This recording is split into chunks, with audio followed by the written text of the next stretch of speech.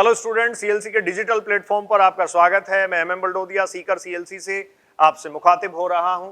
Crash course botany topic second, topic 2। देखिए, CLC के digital platform पर अब तक जितना सारा कंटेंट आपको दिया गया है, हर बार इस बात का ख्याल रखा गया है कि क्वालिटेटिव कंटेंट आपके पास पहुंचे, एक परफेक्ट अप्रोच, लॉजिक्स और कंसेप्ट्स आपको मिले। और इस बार भी एक और स्पेसिफिक अप्रोच के साथ हम बच्चों के साथ जुड़ रहे हैं। बहुत अच्छा रिस्पॉन्स आप लोगों का अब तक मिल रहा है। डाइवर्सिटी जो यहाँ सेकंड यूनिट के फॉर्म में हम शुरू कर रहे हैं, हर एक लेक्चर में, हर एक टॉपिक में आपको वो सारे क्वेश्चंस और उन सारे क्वेश्चंस की अप्रोच और परफेक्ट कनेक्टिविटी मिलेगी जो एग्जाम ओरिएंटेड है। एग्जाम के पॉइंट ऑफ व्यू से मैं आपको पूरे कॉन्फिडेंस और पूरी रिस्पॉन्सिबिलिटी के साथ ये कह सकता हूं कि एग्जाम में अगर कंटेंट आता है, किसी भी तरीके का क्वेश्चन आता है, तो आप इस क्रैश कोर्स की क्लास से भी सही कर पाएंगे। आप ईयर लॉन्ग प्रोग्राम के बजाय क्रैश कोर्स से भी ठीक कर पाएंगे। ये अपने आप में बहुत बड़ी बात है। और इसको करने के लिए हमने काफी थीम बेस्ड प्रोग्राम रखा है, काफी अच्छा थीम हमने इस पे अप्लाई किया है। तो आइए आप मेरे साथ जुड़िए और आज हम शुरू कर रहे हैं डाइवर्सिटी इन लिविंग वर्ड। और लिविंग वर्ड की डाइवर्सिटी में आपके पास फर्स्ट जो लेक्चर है उसमें लिविंग वर्ड का इंट्रोडक्शन है, characteristic features of the living word है, उसके अलावा टेक्सोनॉमी, क्लासिफिकेशन और टेक्सोनॉमिकल एड, ये सारा कंटेंट हम डिस्कस कर रहे हैं। सो स्टूडेंट्स, सबसे पहले आपके सामने डिस्प्ले हो रहा है एक पिक्चर जिसमें आप ये देख रहे हैं लिविंग वर्ल्ड को हमने यहां जीवंत करने का प्रयास किया है। देखिए, सोलर रेडिएशन और सन है, आप ये जानते हैं। सोलर रेडिएशन, ये जो फोटोन एनर्जी है, इस फोटोन एनर्जी को जो प्रोड्यूसर्स हैं उनके थ्रू रिसीव किया जाता है। तो जो प्लांट्स आपको यहां दिखाई दे रहे हैं उनको मैं कह सकता हूं ये हैं प्रोड्यूसर्स। इन प्रोड्यूसर्स के थ्रू फोटोन एनर्जी को ट्रैप किया जाता है और उसको ट्रैप करने के बाद वो उसको केमिकल एनर्जी में कन्वर्ट करते हैं, जो फोटोसिंथेसिस प्रोसेस आप पढ़ते हैं। और वहां जो ऑर्गेनिक मैटर सिंथेसाइज किया जाता है by using that chemical energy, उसको आप ये कह सकते हैं कंज्यूमर्स यूटिलाइज कर लेते हैं। तो हमारे पास यहां कंज्यूमर्स हैं। इसके साथ साथ स्टूडेंट्स आप ये कह सकते हैं कि यहां जो प्रेजेंस होगी, प्लांट्स और एनिमल्स तो यहां दिखाए गए हैं, इसके अलावा लिविंग वर्ल्ड में डीकंपोजर्स की प्रेजेंस होगी। तो लिविंग वर्ल्ड में अगर हम देखें तो जो लिविंग एस्पेक्ट्स हैं उनमें producers, consumers and decomposers present हैं। ये एक परफेक्ट इकोसिस्टम को रिप्रेजेंट करते हैं। ठीक है, इकोलॉजी में सेपरेटली आप इसकी डिटेल पढ़ेंगे, लेकिन अब मैं यहां से शुरू कर रहा हूं what will be the living world. किसको आप लिविंग वर्ल्ड कहेंगे? लिविंग स्टेटस क्या है, लाइफ क्या है, और लिविंग स्टेटस को रिप्रेजेंट करने के लिए कैसे हम कोऑर्डिनेट कर सकते हैं। क्लियर? तो देखिए, यहां कंज्यूमर, डीकंपोजर और प्रोड्यूसर्स, इन कंज्यूमर, डीकंपोजर और प्रोड्यूसर्स की एक चेन है और उस चेन के थ्रू लिविंग वर्ल्ड ऑर्गेनाइज होता है। सो फर्स्ट ऑफ ऑल हमें यह पता करना है what is the life. Life आप किसको कहेंगे? तो मैं नेक्स्ट स्लाइड पे आ रहा हूं जिसमें आपको यही देखना है what is the life, living क्या है।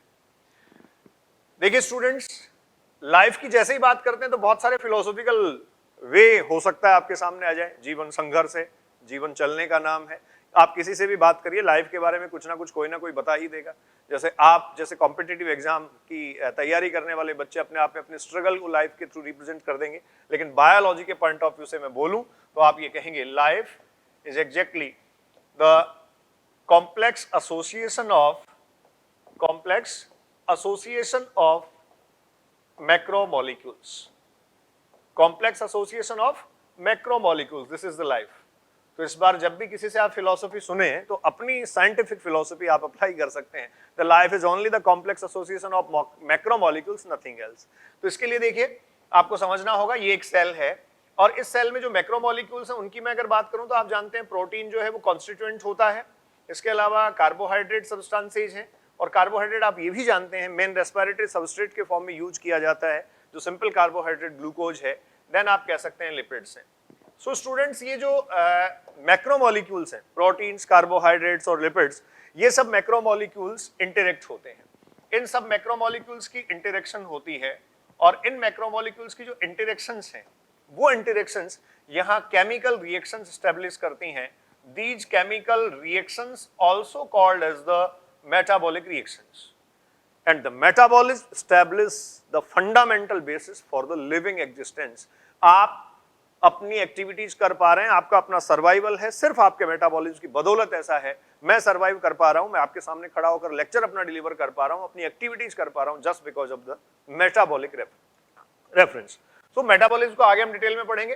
तो यहां आपको ये देखना है, जैसे मैंने ये कहा है कि ये जो सेल है वो लिविंग स्टेटस में है, तो ये सेल लिविंग स्टेटस में क्यों है, सेल क्यों लिविंग स्टेटस शो कर पाती है, तो आप ये कहेंगे प्रोटीन, कार्बोहाइड्रेट और लिपिड्स जो भी हैं, जो मैक्रोमोलिक्यूल्स हैं, उन मैक्रोमोलिक्यूल्स का जो इंटरेक्शन है, that interaction establish a chemical reaction or so many chemical reactions, thousands of chemical reactions, millions of chemical reactions, and these chemical reactions cumulatively, the sum total of all that chemical reactions will call as the metabolism.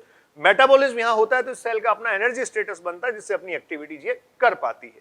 तो देखिए NCERT का statement है, the ecological conflicts and the cooperation among members of the population and among population of a community or even the molecular traffic inside a cell make us deeply reflect on what indeed is life.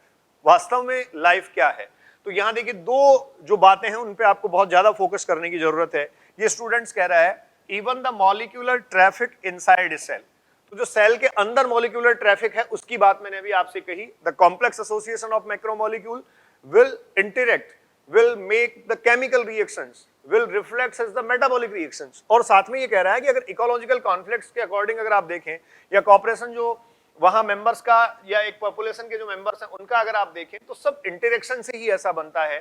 जैसे मैं ये कहूं ये एक अपने आप में inhabiting area है और इसमें students different type of populations हैं, ए बी सी और डी जो मैंने यहाँ रिप्रेजेंट किया है, डिफरेंट टाइप ऑफ पॉपुलेशंस ये हैं। तो ये इंटरेक्ट करेंगी एक दूसरे के साथ, ये एबायोटिक फैक्टर्स के साथ इंटरेक्ट करेंगी, एबायोटिक फैक्टर्स के साथ इनका इंटरेक्शन, बायोटिक इंटरेक्शन जो आपस में इनके बीच हो रहा है, ये सब इंटरेक्शंस यहाँ जो है वो लिविंग स्टेटस को क्या कर पाएंगे, स्टैब्लिश कर पाएंगे। तो ये हम कह रहे हैं लिविंग स्टेटस है। अब देखिए हर एक ऑर्गेनिज्म जो होगा उसका अपना एक लाइफ स्पान होता है। आप लाइफ स्पान किसको कहेंगे, तो आप ये कह सकते हैं this is the time period from birth to natural death. Birth से लेकर नेचुरल डेथ तक का टाइम स्टूडेंट्स लाइफ स्पैन होता है। बर्थ नेचुरल नहीं कहें, ऑब्वियस है बर्थ नेचुरल ही होता है, आर्टिफिशियली या फिर आप जोर जबरदस्ती से बर्थ नहीं करवा सकते। हाँ प्लान होता है, आजकल डिलीवरी प्लान होती है। बर्थ टू नेचुरल डेथ जो टाइम पीरियड है that will call as the life span. और इसको देखिए आप कैटेगराइज कर सकते हैं द जुवेनाइल फेज और द वेजिटेटिव फेज, और उसके साथ साथ आप कहेंगे रिप्रोडक्टिव फेज। तो देखिए जुवेनाइल फेज और वेजिटेटिव फेज क्या है, मैं अगर प्लांट्स के केस में बात करूं तो आप ये कह सकते हैं प्लांट में जैसे ही सीड जर्मिनेट होता है तो बच्चों सीडलिंग स्टेज आता है। इस सीडलिंग स्टेज से बिफोर फ्लावरिंग जो स्टेज होता है, सीडलिंग स्टेज से बिफोर फ्लावरिंग जो स्टेज होगा उसको आप कहेंगे जुवेनाइल और वेजिटेटिव फेज। लेकिन जैसे ही फ्लावर्स का फॉर्मेशन होने लगेगा,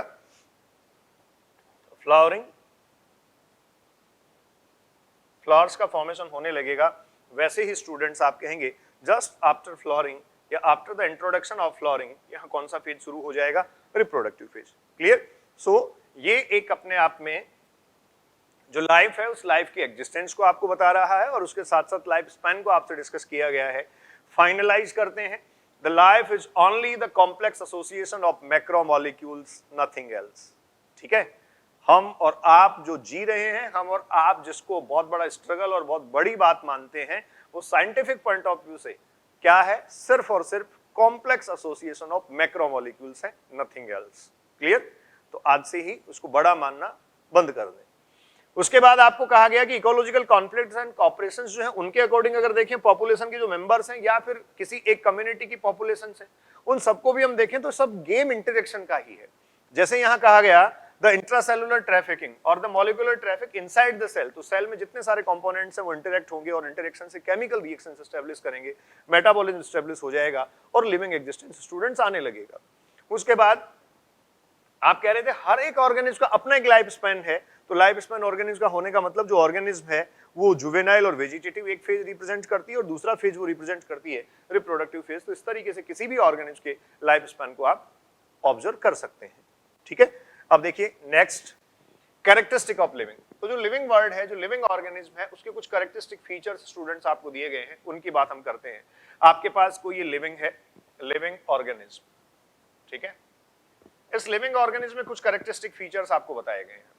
यहाँ स्टूडेंट्स लाइफ स्पेन की बात जब आपने की थी तो आपने कहा था किसी भी लिविंग ऑर्गेनिज्म का अपना बर्थ होता है। नेचर में कोई भी लिविंग ऑर्गेनिज्म बर्थ से ही इंट्रोड्यूस होता है और बर्थ से लेकर डेथ तक की उसकी जो जर्नी है वो लाइफ स्पेन है। तो उस लिविंग ऑर्गेनिज्म में ड्यूरिंग दैट पीरियड कौन से चेंजेस होते हैं, क्या क्या चेंजेस वहां होते हैं, ये आपको देखना है। तो सबसे पहले देखो यहाँ कहा गया ग्रोथ। ग्रोथ क्या है? Growth is basically increase in the मास। और बहुत बेसिक रेफरेंसेज के साथ मैं इसको अगर आपको समझाऊं, हम जब पैदा होते हैं हम सब, तो एवरेज वेट हमारा जो है वो 2.5-3 किलो होता है। 2.5 3 kg 3.5, आप अपने घर वालों से पता कर ले आप कितने थे। और अब आपने गेन कर लिया होगा 50 kg 60 kg 70 kg 100 and so on, जो भी है। तो ये सब आपने गेन किया, तो आपने क्या शो किया? इंक्रीज इन मास आपने शो किया। ऊपर की तरफ बच्चों एरो लगा रहा हूं, ये इंक्रीज है, इंक्रीज इन द मास। ये इंक्रीज जो मास में आ रहा है दैट इज द ग्रोथ। ठीक है, लिविंग ऑर्गेनिज्म का कैरेक्टरिस्टिक फीचर होता है। ये जितने सारे कैरेक्टरिस्टिक फीचर्स मैंने यहां शो किए हैं वन बाय वन मैं एक्सप्लेन करूंगा। उसके बाद आप कहेंगे रिप्रोडक्शन। अभी मैं कह रहा था हर एक ऑर्गेनिज्म नेचर में बाय बर्थ इंट्रोड्यूस होता है। तो बाय बर्थ इंट्रोड्यूस होगा तो उसके लिए कौन सी मेटाबॉलिक एक्टिविटी करवानी पड़ेगी? आप ये कहेंगे रिप्रोडक्शन। अगर आपको पता लगे, आपकी नजर में कुछ आए, आप बहुत वाइड अप्रोच रखें और बहुत अच्छे से इमेजिन कर लें, क्या आपको लगता है कि रिप्रोडक्शन के अलावा नेचर में कोई और तरीका है किसी भी लिविंग ऑर्गेनिज्म के इंट्रोड्यूस होने का? तो आपका आंसर होगा नो, बिल्कुल नहीं। रिप्रोडक्शन के थ्रू हम सब, आप यूनिसेलुलर बैक्टीरिया से ले लीजिए, जो बैक्टीरिया है वो बैक्टीरिया बाइनरी फ्यूजन का प्रोसेस शो करता है, रिप्रोडक्शन रिप्रेजेंट करेगा। बैक्टीरिया से लेकर मल्टी सेल्ड जो कॉम्प्लेक्स ऑर्गेनिज्म है, जो मल्टी सेल्ड कॉम्प्लेक्स ऑर्गेनिज्म है, यहां तक आप आ जाएं, यहां तक हर बार आपको ये देखने को मिलेगा कि हर एक ऑर्गेनिज्म रिप्रोडक्शन से ही इंट्रोड्यूस हुआ है। उसके बाद देखिए मेटाबॉलिज्म, वही मैं बात कर रहा था। This metabolism is the fundamental basis for living existence. इसको मैं मेंशन कर रहा हूं, this is the fundamental basis for living existence. Living existence के लिए ये फंडामेंटल बेसिस है, क्योंकि देखिए जो मेटाबॉलिज्म है, metabolism is the sum total of all biochemical reactions with in an organism. मेरी बॉडी में होने वाली जितनी सारी बायोकेमिकल रिएक्शंस है, कम्युलेटिवली उन सबको मैं मेटाबॉलिज्म कह रहा हूं। अब किसी भी एक ऑर्गेनिज्म की बात करें तो आप ये कहेंगे बैक्टीरिया में तो एक ही सेल होता है, तो जो सिंगल सेल है डेफिनेटली उस सेल में भी होने वाली जितनी सारी रिएक्शंस हैं, उन सारी रिएक्शंस को आप क्या काउंट करेंगे? मेटाबॉलिज्म। मेटाबॉलिज्म हर एक लिविंग ऑर्गेनिज्म की डिफाइनिंग प्रॉपर्टी होती है। मेटाबॉलिज्म हर एक लिविंग ऑर्गेनिज्म का अनएक्सेप्शनल कैरेक्टरिस्टिक फीचर होता है। ठीक है, तो ये मेटाबॉलिज्म हुआ। उसके बाद स्टूडेंट्स आप कहेंगे सेलुलर ऑर्गेनाइजेशन। सेलुलर ऑर्गेनाइजेशन की जैसे ही आप बात करते हैं तो देखिए आपको बहुत क्लियरली ये देखने को मिलेगा, सेल के बिना किसी भी लिविंग ऑर्गेनिज्म का एग्जिस्टेंस नहीं हो सकता। प्रोकैरियोटिक एंड यूकैरियोटिक ऑर्गेनाइजेशन है। अब देखिए प्रोकैरियोटिक और यूकैरियोटिक ऑर्गेनाइजेशन की जहां तक बात की जाए, आपने सेल थ्योरी पढ़ी है, सेल आपने पीछे पढ़ लिया है, तो सेल थ्योरी एक बात ये कहती है, नो वन कैन सर्वाइव और there will be the no existence of living organism और living without cell. At least a cell should be there, ऐसे स्टेटमेंट्स आपने पढ़े होंगे। तो बिना सेल के किसी भी लिविंग ऑर्गेनिज्म का स्टेटस नहीं हो सकता, लिविंग स्टेटस नहीं हो सकता। तो हम ये कहेंगे हर एक लिविंग ऑर्गेनिज्म एक सेलुलर ऑर्गेनाइजेशन को रिप्रेजेंट करता है। उसके बाद देखिए कॉन्शियसनेस है। This consciousness is basically the sensitivity of the organism, the responding behaviour of the organism. मैं इसको रेस्पॉन्स से कनेक्ट कर देता हूं जिससे ज्यादा अच्छा आप समझ पाएंगे। आगे डिटेल में हम पढ़ रहे हैं इन सबको। तो देखिए ये बेसिकली रेस्पॉन्डिंग बिहेवियर जो है बच्चों, ये कहा जाता है किसी भी लिविंग ऑर्गेनिज्म का अपनी सराउंडिंग एनवायरनमेंट जो है, सराउंडिंग एनवायरनमेंट को डिटेक्ट करना, उसको रिकॉग्नाइज करना, रिकॉग्नाइजेशन और डिटेक्शन के बाद अपने आप को बेटर एडजस्ट करने के लिए, अपना बेटर सर्वाइवल ऑब्टेन करने के लिए उसको क्या करना होता है? वो रेस्पॉन्ड करता है अपने एनवायरमेंटल फैक्टर्स को, अपने सराउंडिंग फैक्टर्स को, और उसी को आप एक तरीके से कहते हैं दैट इज द कॉन्शियसनेस। ठीक है, हम हमारे तक आएंगे। आपने अपनी पढ़ाई शुरू की, आप कॉन्शियस तो हैं, लेकिन आप में सेल्फ कॉन्शियसनेस है, आपको अपने अच्छे बुरे का ज्ञान है, आपको मेरिट डिमेरिट्स पता है, आपको बेनिफिट्स और जो लॉसेज हैं उनके बारे में पता है। ये सब बातें, हम बहुत सारी चीजें प्रिडिक्ट कर सकते हैं, हम बहुत सारे परसेप्शन रखते हैं, हमारा एक थॉट प्रोसेस है, ये सब जो है वो किससे कनेक्ट करेंगी? कॉन्शियसनेस से। डिटेल में डिस्कस करेंगे। और फाइनली देखिए आप ये कहते हैं डेथ। तो ये जो डेथ है, this is the last step. आप कहेंगे डेथ जो है वो क्या है? Last step of development. किसी भी लिविंग ऑर्गेनिज्म का डेवलपमेंट अगर हो रहा है तो कंटिन्यूस डेवलपमेंटल प्रोसेस में देखिए वो डेथ को अप्रोच कर जाएगा, ठीक है। बर्थ, फिर आप ये कहेंगे डेवलपमेंटल प्रोसेस कंटिन्यू रहता है, मैच्योरेशन आता है, तो फाइनली डेथ होता है। तो अगर कहीं डेवलपमेंटल प्रोसेस चल रहा है, कंटिन्यू है, तो डेफिनेटली डेथ होगी।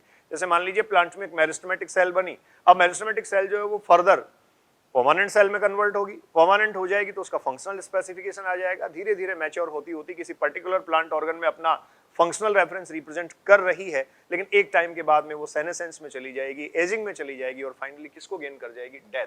तो ये जो सारे स्टेप्स आप देख रहे थे, they all represent the developmental process. तो फाइनल एस्पेक्ट क्या हुआ, डेथ।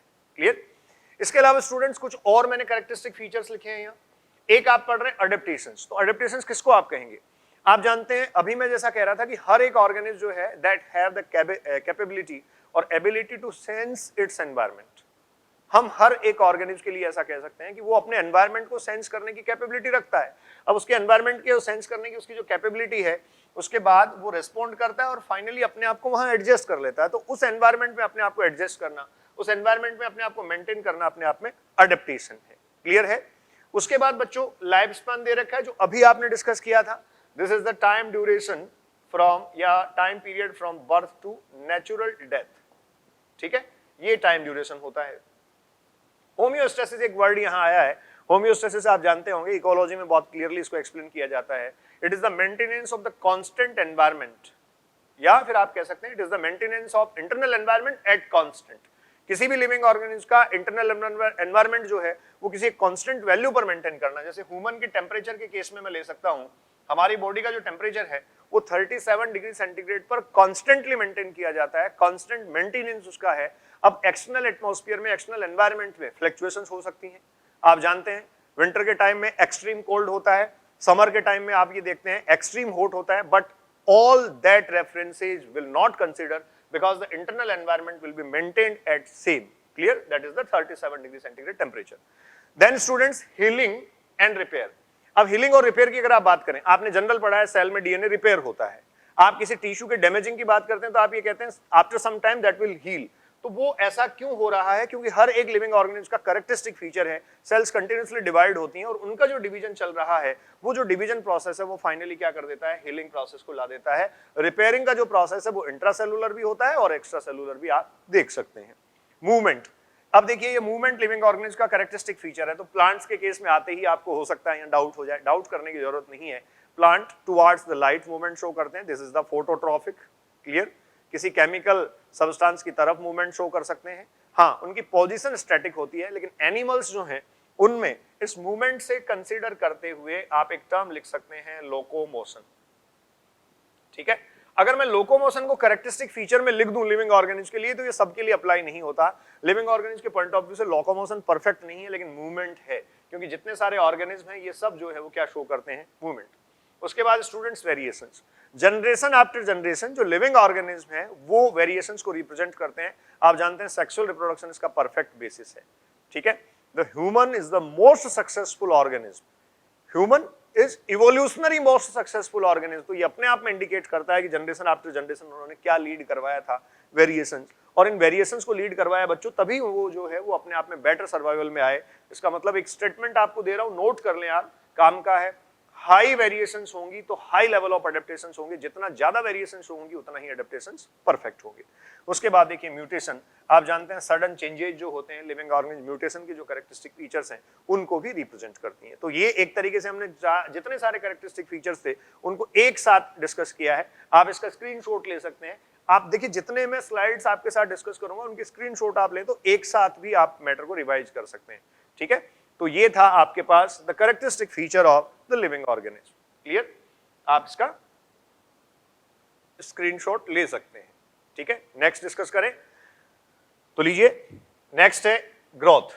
अब देखिए वन बाय वन हम बात कर रहे हैं। The increase in the mass and increase in the number of individuals is the twin characteristic of the growth. तो इस पे डिस्कस करने की जरूरत है आपको। देखिए ट्विन कैरेक्टरिस्टिक है, इसका मतलब साथ साथ होता है। इंक्रीज इन मास, आप ये कहेंगे एक सेल है। देखिए स्टूडेंट्स, इस सेल में डिवीजन का प्रोसेस हुआ, जब डिवीजन का प्रोसेस हुआ तो आप ये कहेंगे डॉटर सेल बन गई, ये डॉटर प्रोजेनी बन गई है। डोटर प्रोजेनी बनने का मतलब आप ये कहेंगे यहाँ नंबर ऑफ सेल्स जो हैं वो नंबर ऑफ सेल्स इंक्रीज हुई, definitely this is the increase in the number of cells and also the increase in mass. Unicellular के केस में आप ऐसा कह सकते हैं। जो मल्टी सेलुलर ऑर्गेनिज्म है उनके केस में अगर मैं बात करूं तो अभी जैसा मैं आपको कह रहा था कि हम जो है वो बर्थ से लेके अब तक हमारा अपना जो लाइफ स्पैन है हर एक ऑर्गेनिज्म का, उसमें हम एक वेट गेन करते आ रहे हैं, एक मास गेन करते आ रहे हैं। वो मल्टी सेलुलर ऑर्गेनिज्म का इंक्रीज इन मास जो है, इंक्रीज इन मास, तो इंक्रीज मास में स्टूडेंट्स कब आया? जब इंक्रीज आया किसमें? Increase in number of cells, number of cells. तो एक तरीके से जो ये दोनों एक्टिविटीज हैं, दोनों जो कैरेक्टरिस्टिक फीचर हैं, ये साथ साथ चलते हैं, ये एक साथ चलते हैं, ये साथ साथ चलते हैं, दोनों जो हैं वो ट्विन कैरेक्टरिस्टिक फीचर कहे गए हैं। इंपॉर्टेंट लाइन है, एनसीईआरटी ने जहां चैप्टर शुरू किया पहले ही पेज पे लिखा हुआ है, ठीक है। तो देखिए ग्रोथ को डिफाइन किया गया इन प्लांट्स और एनिमल्स, इसके ब्रीफ पे आ जाते हैं। देखिए स्टूडेंट्स, प्लांट्स के केस में अगर आप बात करें तो आप कहेंगे प्लांट्स में through out life span, through out life या लाइफ स्पैन में लिख देता हूं, ग्रोथ होती है। अब प्लांट्स में ऐसा क्यों होता है कि थ्रू आउट लाइफ स्पैन उनमें ग्रोथ होती है? तो आप ये कहेंगे प्लांट्स में ऐसा इसलिए होता है क्योंकि प्लांट्स में प्रेजेंट हैं मेरिस्टेम्स, मेरिस्टेमेटिक टिश्यूज और मेरिस्टेम्स की प्रेजेंस है, थ्रू आउट लाइफ स्पैन वो ग्रोथ शो करते हैं। एनिमल्स के केस में अगर मैं स्टूडेंट्स बात करूं तो आप ये कह सकते हैं एनिमल्स में ग्रोथ होती है at certain specific phases of life, certain specific phases of life, जो लाइफ के कुछ स्पेसिफिक फेजेज हैं वहीं ग्रोथ होती है उनमें, वहां ग्रोथ उनमें देखी जा सकती है, ठीक है। तो प्लांट्स में मेरिस्टेमेटिक टिश्यूज की प्रेजेंस के कारण through out life span growth हुई, और एनिमल्स की ग्रोथ जो है वो स्टूडेंट्स लाइफ के सर्टेन फेजेज में ही हुई। अब देखिए यहाँ कुछ और पॉइंट आप ऐड कर सकते हैं जो ग्रोथ के पॉइंट ऑफ व्यू से इंपॉर्टेंट है। ग्रोथ जो है वो स्टूडेंट्स अपने आप में मेटाबॉलिक एक्टिविटी को रिप्रेजेंट करता है। तो अगर मैं इसमें दो बातें कहूं, एक होता है एनाबॉलिज्म, जैसा आप जानते हैं एनाबॉलिज्म, और दूसरा बच्चों होता है कैटाबॉलिज्म। क्लियर? तो देखिए एनाबॉलिज्म आप जानते हैं कंस्ट्रक्टिव एक्टिविटी से कोरिलेट करता है, इसमें आप ये कह सकते हैं यहां होगा construction, anabolism is the construction basically, ठीक है। और दूसरा कैटाबॉलिज्म, कैटाबॉलिज्म जो है ये स्टूडेंट्स रिप्रेजेंट करता है डिस्ट्रैक्शन। तो जितना कंस्ट्रक्टिव एक्टिविटीज होंगी, कंस्ट्रक्शन होगा, मतलब एनाबॉलिज्म हायर होगा, तो ओबीएस स्टूडेंट्स ग्रोथ क्या होगी? ज्यादा हो जाएगी। इसको थोड़ा सा हटा रहा हूं मैं इधर से, जिससे हम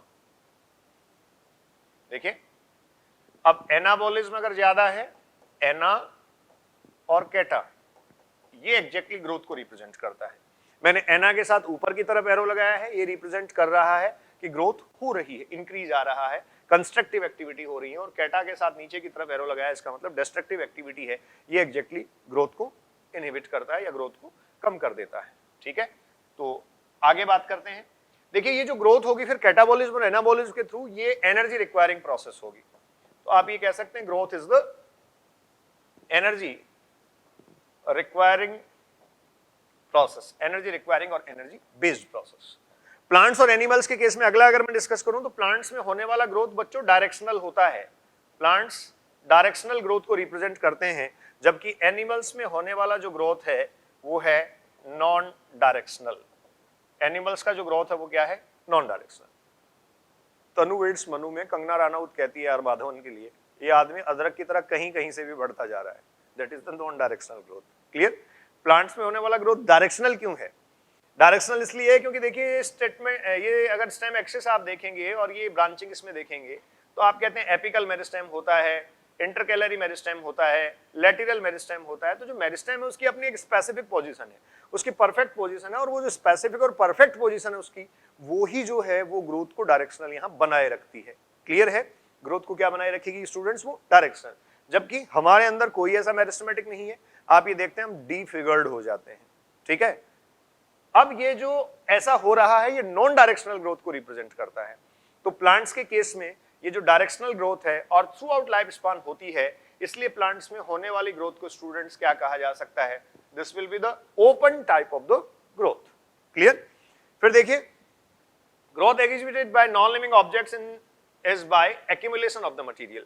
जैसे सैंड ड्यून्स वगैरह हैं, आप देखेंगे कहीं डेजर्ट में अगर आप जाएं तो बड़े बड़े आपको ड्यून्स मिलेंगे, वो एक जगह से दूसरी जगह अगर स्टेब्लिश होते हैं तो भी आप देखेंगे उनमें इंक्रीज आता है। कहीं डस्ट पार्टिकल्स कंटिन्यूसली डिपॉजिट हो रहे हैं, माउंटेन्स हैं। तो ये जो नॉन लिविंग ऑब्जेक्टिव्स हैं इनमें भी आप ये कह रहे हैं यहाँ एक्यूमुलेशन हो रहा है, एक्यूमुलेशन ऑफ द मटेरियल। अब इस मटेरियल का जो एक्यूमुलेशन बच्चों यहाँ होता है, this accumulation of material is exactly growth. ठीक है, तो ये नॉन लिविंग के केस में भी आपने कहा क्या हुआ, growth, because growth is basically the increase. Growth को आपने क्या कहा, ये increase in mass and increase in the number of individuals और ट्विन कैरेक्टरिस्टिक्स आप देख रहे हैं, ये आप कह रहे हैं लिविंग के केस में। लेकिन ग्रोथ का अल्टीमेटली जो मीन है वो क्या है, इंक्रीज, ग्रोथ। ठीक है, तो नॉन लिविंग ऑब्जेक्ट्स जो है उनमें भी ग्रोथ हो रही है। और फिर कह रहा है growth characteristic feature of living organism but not a defining property. अब क्यों नहीं डिफाइनिंग प्रॉपर्टी कहेंगे, आप किसी भी पर्टिकुलर फीचर को लिविंग ऑर्गेनिज्म की डिफाइनिंग प्रॉपर्टी कहें या नहीं कहें, इसके लिए एक बेसिस आपको मैं बता देता हूं। अगर कहीं भी किसी भी पर्टिकुलर आप कैरेक्टरिस्टिक फीचर को डिस्कस कर रहे हैं और उसको लेके थोड़ा बहुत भी डाउट है या कहीं कोई आपको लगता है कि इस पे जो है वो एक्सेप्शन है, तो उस एक्सेप्शन को अगर आप काउंटर कर पाएंगे तब तो आप उसको कैरेक्टरिस्टिक फीचर कह पाएंगे। लेकिन यहां डाउट है जो है, या जो उसको लिविंग ऑर्गेनिज्म की ही डिफाइनिंग प्रॉपर्टी रखने में हमें क्या डाउट है कि वो लिविंग ऑर्गेनिज्म की डिफाइनिंग प्रॉपर्टी इसलिए नहीं हो सकता क्योंकि वो नॉन लिविंग फॉर्म्स में भी होता है। तो लिविंग और नॉन लिविंग दोनों फॉर्म्स में होता है, इसलिए स्टूडेंट्स मैं कंक्लूड कर रहा हूं ग्रोथ को, हम ये कह सकते हैं growth is the characteristic feature of the living organism but it is not the defining property. Clear, ये लिविंग ऑर्गेनिज्म की डिफाइनिंग प्रॉपर्टी नहीं होगी। तो ये देखिए आपके सामने है ग्रोथ। फिर आप एक स्क्रीनशॉट ले लें जिससे आप एक साथ मैटर को पढ़ पाएं। Next, reproduction. देखिए रिप्रोडक्शन क्या है, तो फर्स्ट ऑफ ऑल तो आप ये कहेंगे कि लाइफ की कंटिन्यूटी को बनाए रखने के लिए रिप्रोडक्शन का अपना ऑब्जेक्टिव होता है। रिप्रोडक्शन को अगर मैं डिफाइन करूं तो डेफिनेशन में ये कह सकता हूं, living organism produce similar kind of individuals, similar kind of individuals.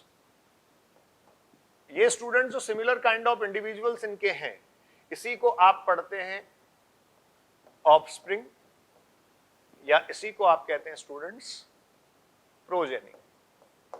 ठीक है, अब ये जो इंडिविजुअल्स और प्रोजेनी जो है, सिमिलर काइंड ऑफ इंडिविजुअल्स और प्रोजेनी जो है वो रिप्रोडक्शन के प्रोसेस के थ्रू नेचर में आए, जिसको अभी हमने बर्थ के साथ डिस्कस किया था।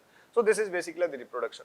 आपको इस रिप्रोडक्शन का इसके साथ साथ ऑब्जेक्टिव पता होना चाहिए कि रिप्रोडक्शन हो क्यों रहा है। ऑब्जेक्टिव्स, अगर ऑब्जेक्टिव्स में इसके देखता हूं तो मैं ये कहता हूं कि लाइफ की कंटिन्यूटी को बनाए रखने के लिए, टू मेक या to confirm, to establish the continuity of life, in short लिख रहा हूं बच्चों, to establish the continuity of life.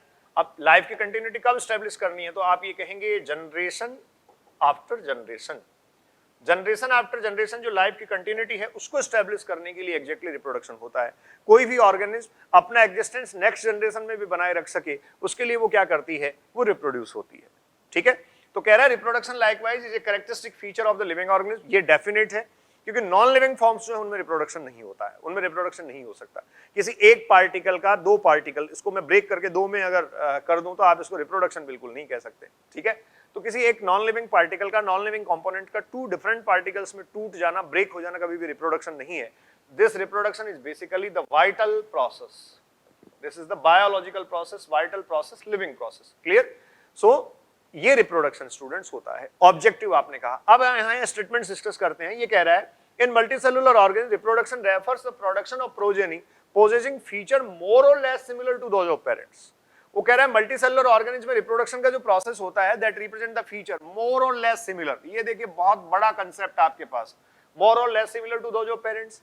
मैं अगर यहाँ एसेक्सुअल रिप्रोडक्शन की बात करूं तो एसेक्सुअल रिप्रोडक्शन में मैं ये कह सकता हूं कि जो प्रोजेनी बनती है, ये प्रोजेनी एग्जैक्ट कॉपी स्टूडेंट्स यहाँ होती है। हम रिप्रोडक्शन की बहुत ज्यादा डिटेल यहाँ डिस्कस नहीं करेंगे, लेकिन फिर भी हमें बेसिक बात पता होनी चाहिए। जो प्रोजेनी है that progeny will be the identical.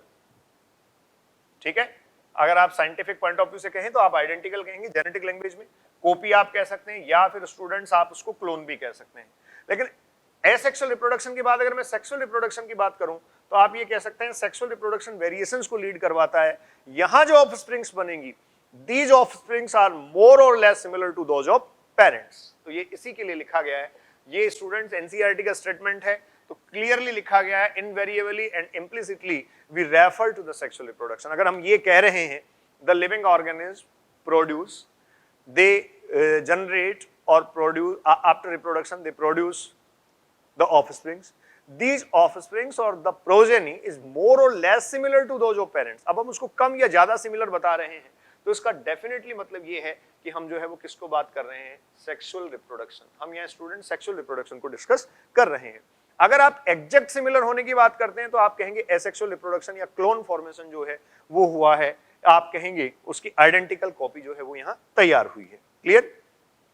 तो देखिए अब मैंने थोड़ा स्पेस फिर क्रिएट कर लिया क्योंकि इसके साथ में एसेक्सुअल और सेक्सुअल रिप्रोडक्शन जो है कुछ उनको डिस्कस करना चाहूंगा। एसेक्सुअल रिप्रोडक्शन देखिए, इसके बेसिस पे अगर आप कहें तो कुछ डिफरेंसेस भी मैं मेंशन कर देता हूं। इसको आप स्टूडेंट्स कहेंगे यूनिपेरेंटल, ठीक है, बेसिकली यूनिपेरेंटल ही है। हालांकि सेक्सुअल रिप्रोडक्शन में भी आप ये देख सकते हैं कि जो एंजियोस्पर्मिक प्लांट्स हैं उनमें भी एक ही प्लांट में बाइसेक्सुअल कंडीशन प्रेजेंट है, प्लांट की कंडीशन मोनोसियस है, एक ही प्लांट में दोनों सेक्स ऑर्गन प्रेजेंट हैं, वहां फ्लावर बाइसेक्सुअल हैं, तो वहां यूनिपेरेंटल स्टेटस नहीं कह के हम जो सेक्स ऑर्गन्स हैं वहां उन सेक्स ऑर्गन को टू पेरेंटल फॉर्म काउंट कर लेते हैं।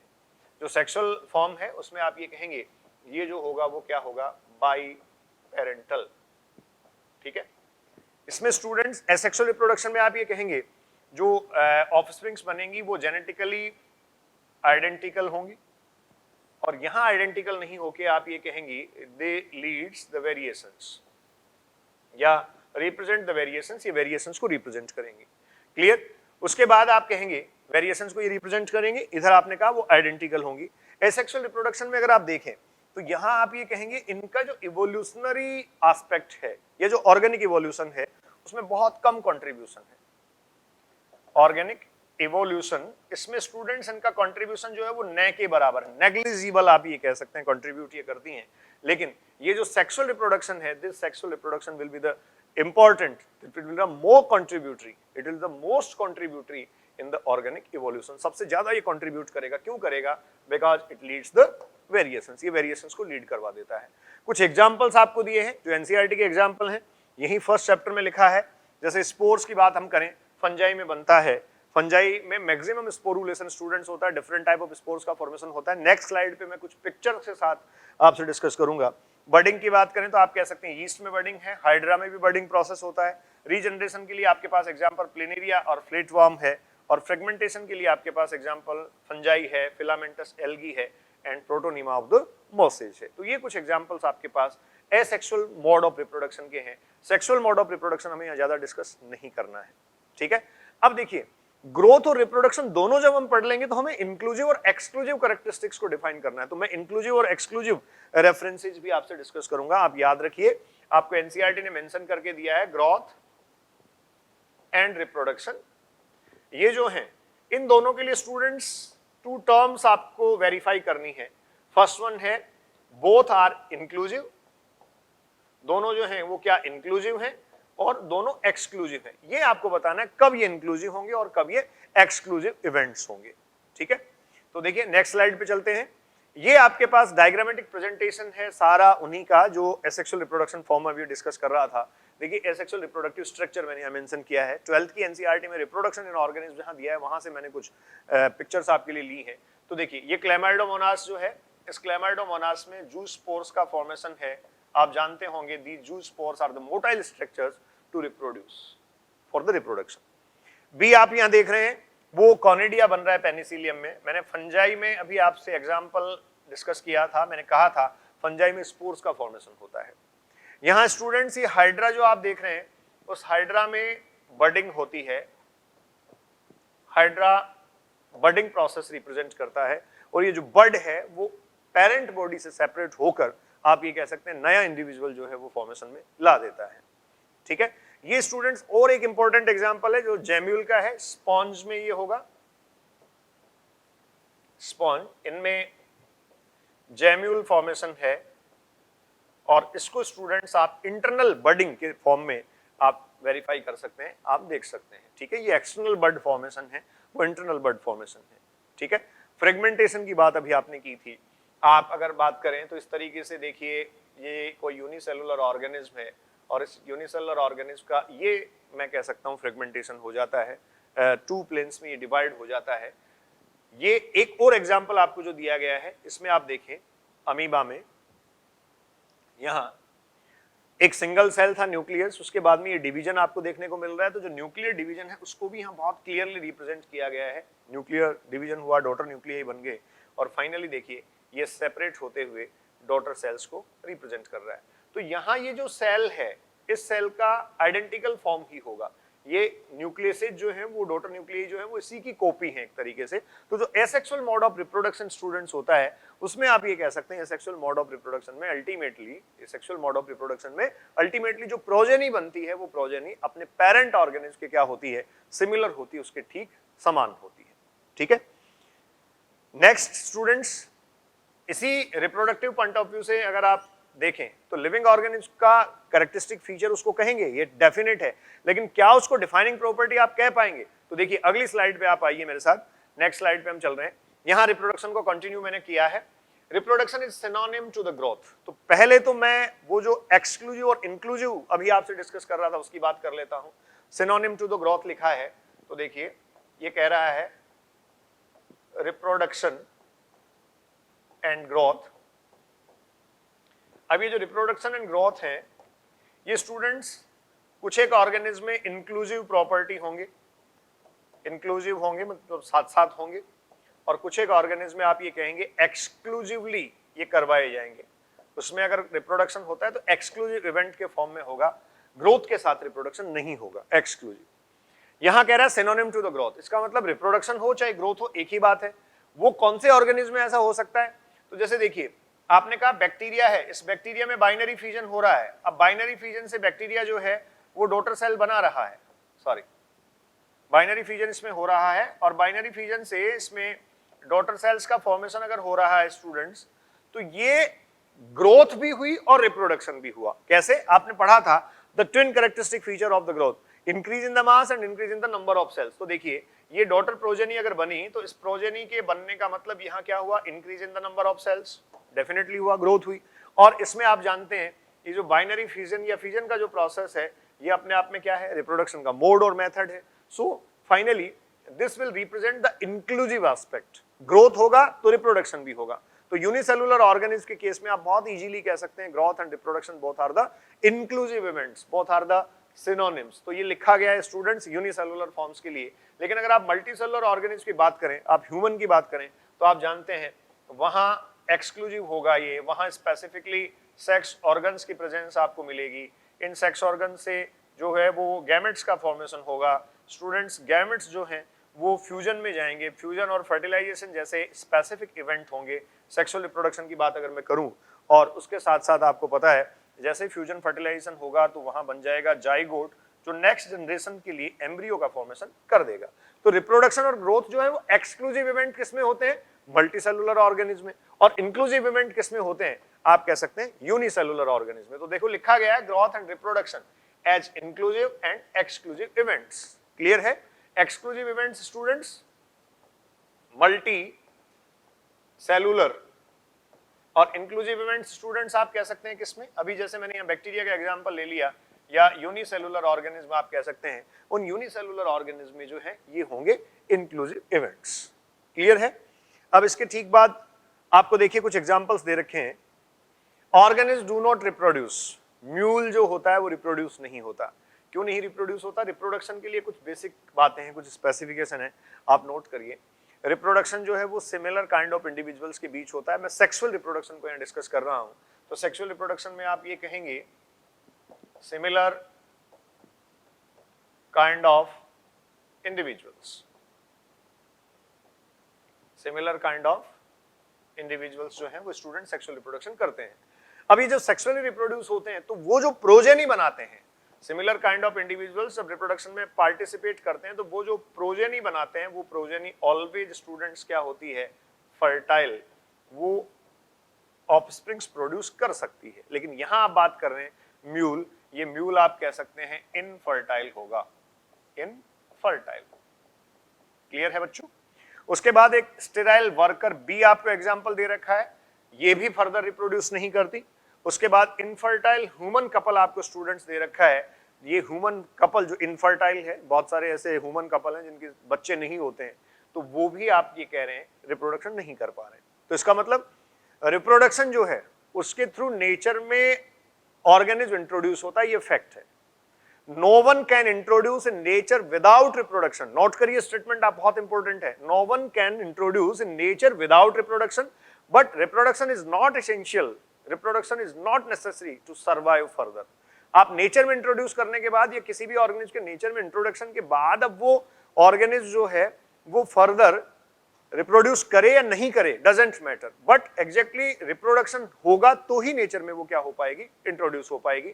इसीलिए स्टूडेंट्स हमने कंक्लूड किया reproduction is a characteristic feature of living organism but not a defining property, क्योंकि सारे ऑर्गेनिज्म रिप्रोड्यूस नहीं होते।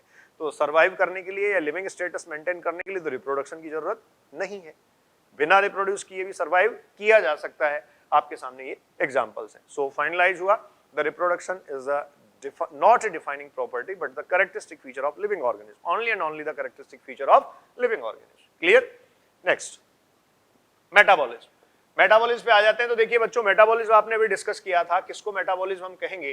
ये आप कह रहे हैं सेल है, सेल में जो मैक्रोमोलिक्यूल्स हैं वो भी आपने डिस्कस किए थे, प्रोटीन्स कॉन्स्टिट्यूएंट्स हैं, इसके अलावा कार्बोहाइड्रेट्स हैं, और इसके अलावा आपने कहा लिपिड्स हैं।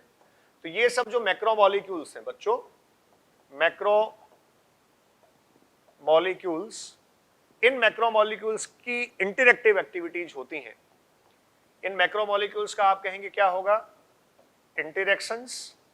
और इनकी जो इंटरेक्शंस होंगी, इस इंटरेक्शन से आप जानते हैं केमिकल रिएक्शंस एस्टेब्लिश होंगी, केमिकल रिएक्शंस।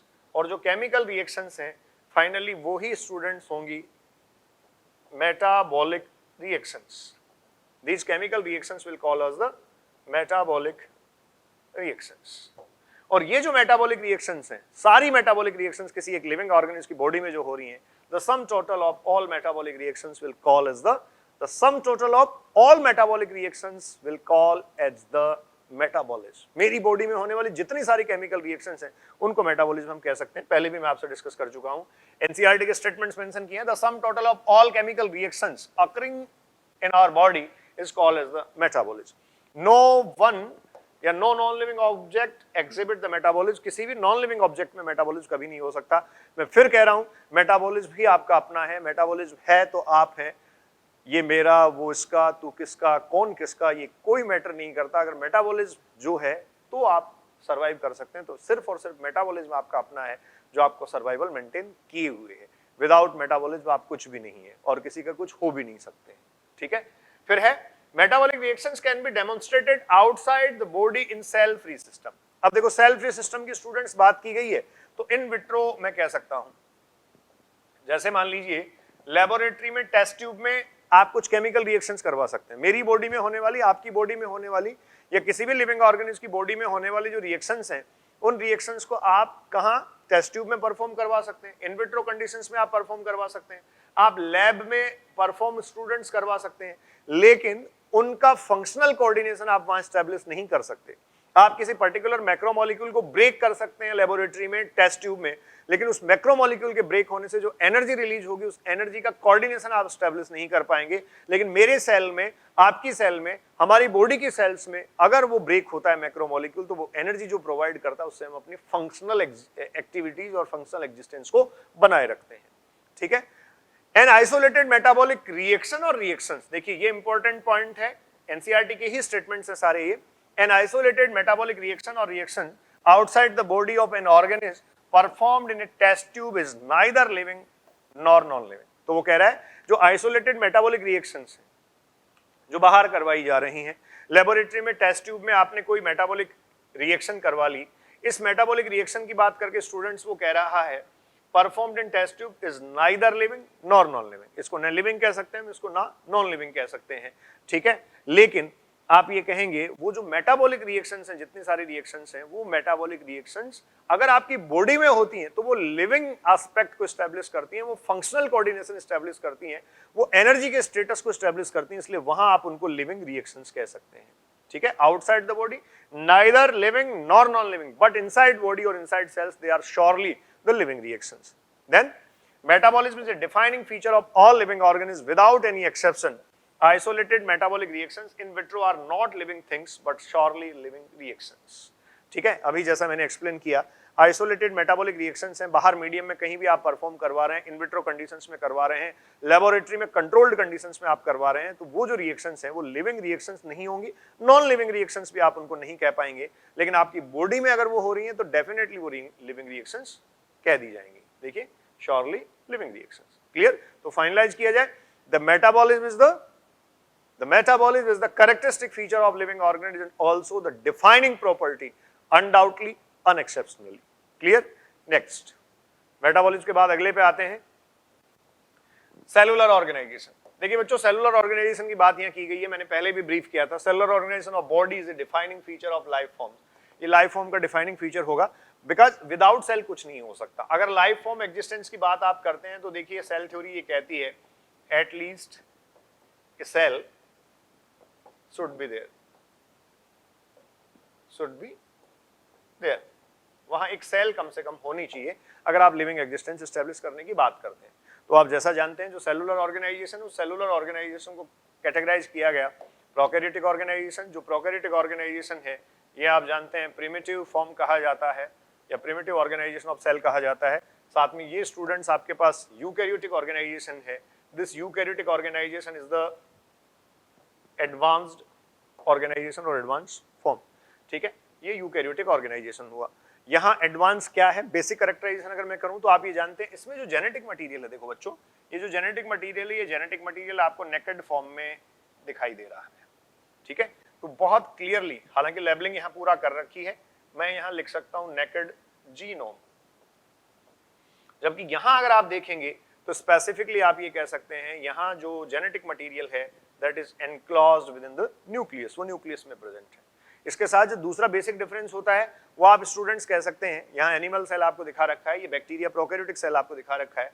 यहाँ बहुत क्लियरली आप ये कह सकते हैं कि जो सेल ऑर्गेनल्स हैं या मेम्ब्रेन बाउंडेड सेल ऑर्गेनल्स है, उनकी एब्सेंस है। सेल ऑर्गेनल्स की एब्सेंस नहीं कहें, क्योंकि देखिए यहाँ राइबोसोम प्रेजेंट है, वो अपने आप में सेल ऑर्गेनल ही होता है। ठीक है, तो यहाँ मैं मेंशन कर सकता हूँ एब्सेंस ऑफ मेम्ब्रेन बाउंडेड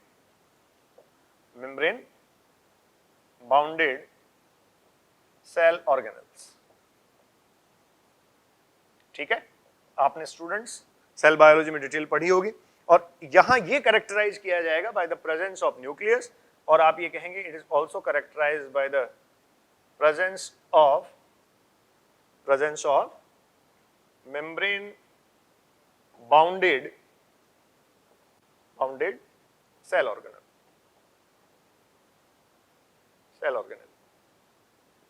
ठीक है, तो देखिए कैरेक्टराइजेशन यही है। तो क्या किसी भी ऑर्गेनिज्म का without the presence of cell existence हो सकता है? तो आप कहेंगे बिल्कुल नहीं हो सकता। इसका देखिए परफेक्ट एग्जांपल मैं आपको बताता हूं। कुछ एसेलुलर फॉर्म हम कहते हैं, some forms are the acellular forms. ठीक है, और ये जो एसेलुलर फॉर्म्स हैं ये क्या है? जैसे मैं वायरस की अगर बात करूं तो आप ये कहते हैं viruses are the nucleoprotein particles, they will enter into the host cell and represent the metabolic existence. तो वो लिविंग एग्जिस्टेंस शो करेंगे, लेकिन बिना सेल के, बिना होस्ट सेल के, आउटसाइड ऑफ द होस्ट वो कुछ भी नहीं है, मतलब लिविंग नहीं है। ठीक है, तो उनको एसेलुलर फॉर्म आप स्टूडेंट्स कह सकते हैं। तो वो जो वायरसेज हैं, इसके अलावा विराइड्स हैं, प्रियॉन्स हैं, इनको आप क्या कह सकते हैं? वो एसेलुलर फॉर्म है। तो ये क्लियर है कि जो लिविंग ऑर्गेनिज्म नेचर में एग्जिस्टेंस में है वो किंगडम मोनेरा से लेकर, अब मैं फाइनल इसको ब्रीफ कर रहा हूं स्टूडेंट्स, किंगडम मोनेरा से लेकर आप ये कहेंगे किंगडम एनिमेलिया तक, हर एक लिविंग ऑर्गेनिज्म का अपना एक सेलुलर ऑर्गेनाइजेशन होगा। मोनेरा में आप जानते हैं यूनिसेलुलर प्रोकैरियोटिक फॉर्म्स है, और आप प्रोटिस्टा से लेकर एनिमेलिया तक डिस्कस करें तो आप कहेंगे वहां यूकैरियोटिक सेल ऑर्गेनाइजेशन है। Clear? So this is the cellular organization and this will be the defining property of the living organism और लाइफ फॉर्म। तो ये भी आप एक इसका स्क्रीनशॉट ले लें, ये डेफिनेटली आपके लिए बेनिफिशियल होगा, एक साथ आप कुछ बातें क्लियर कर पाएंगे। क्लियर? अब इसके बाद देखिए नेक्स्ट पे चलते हैं।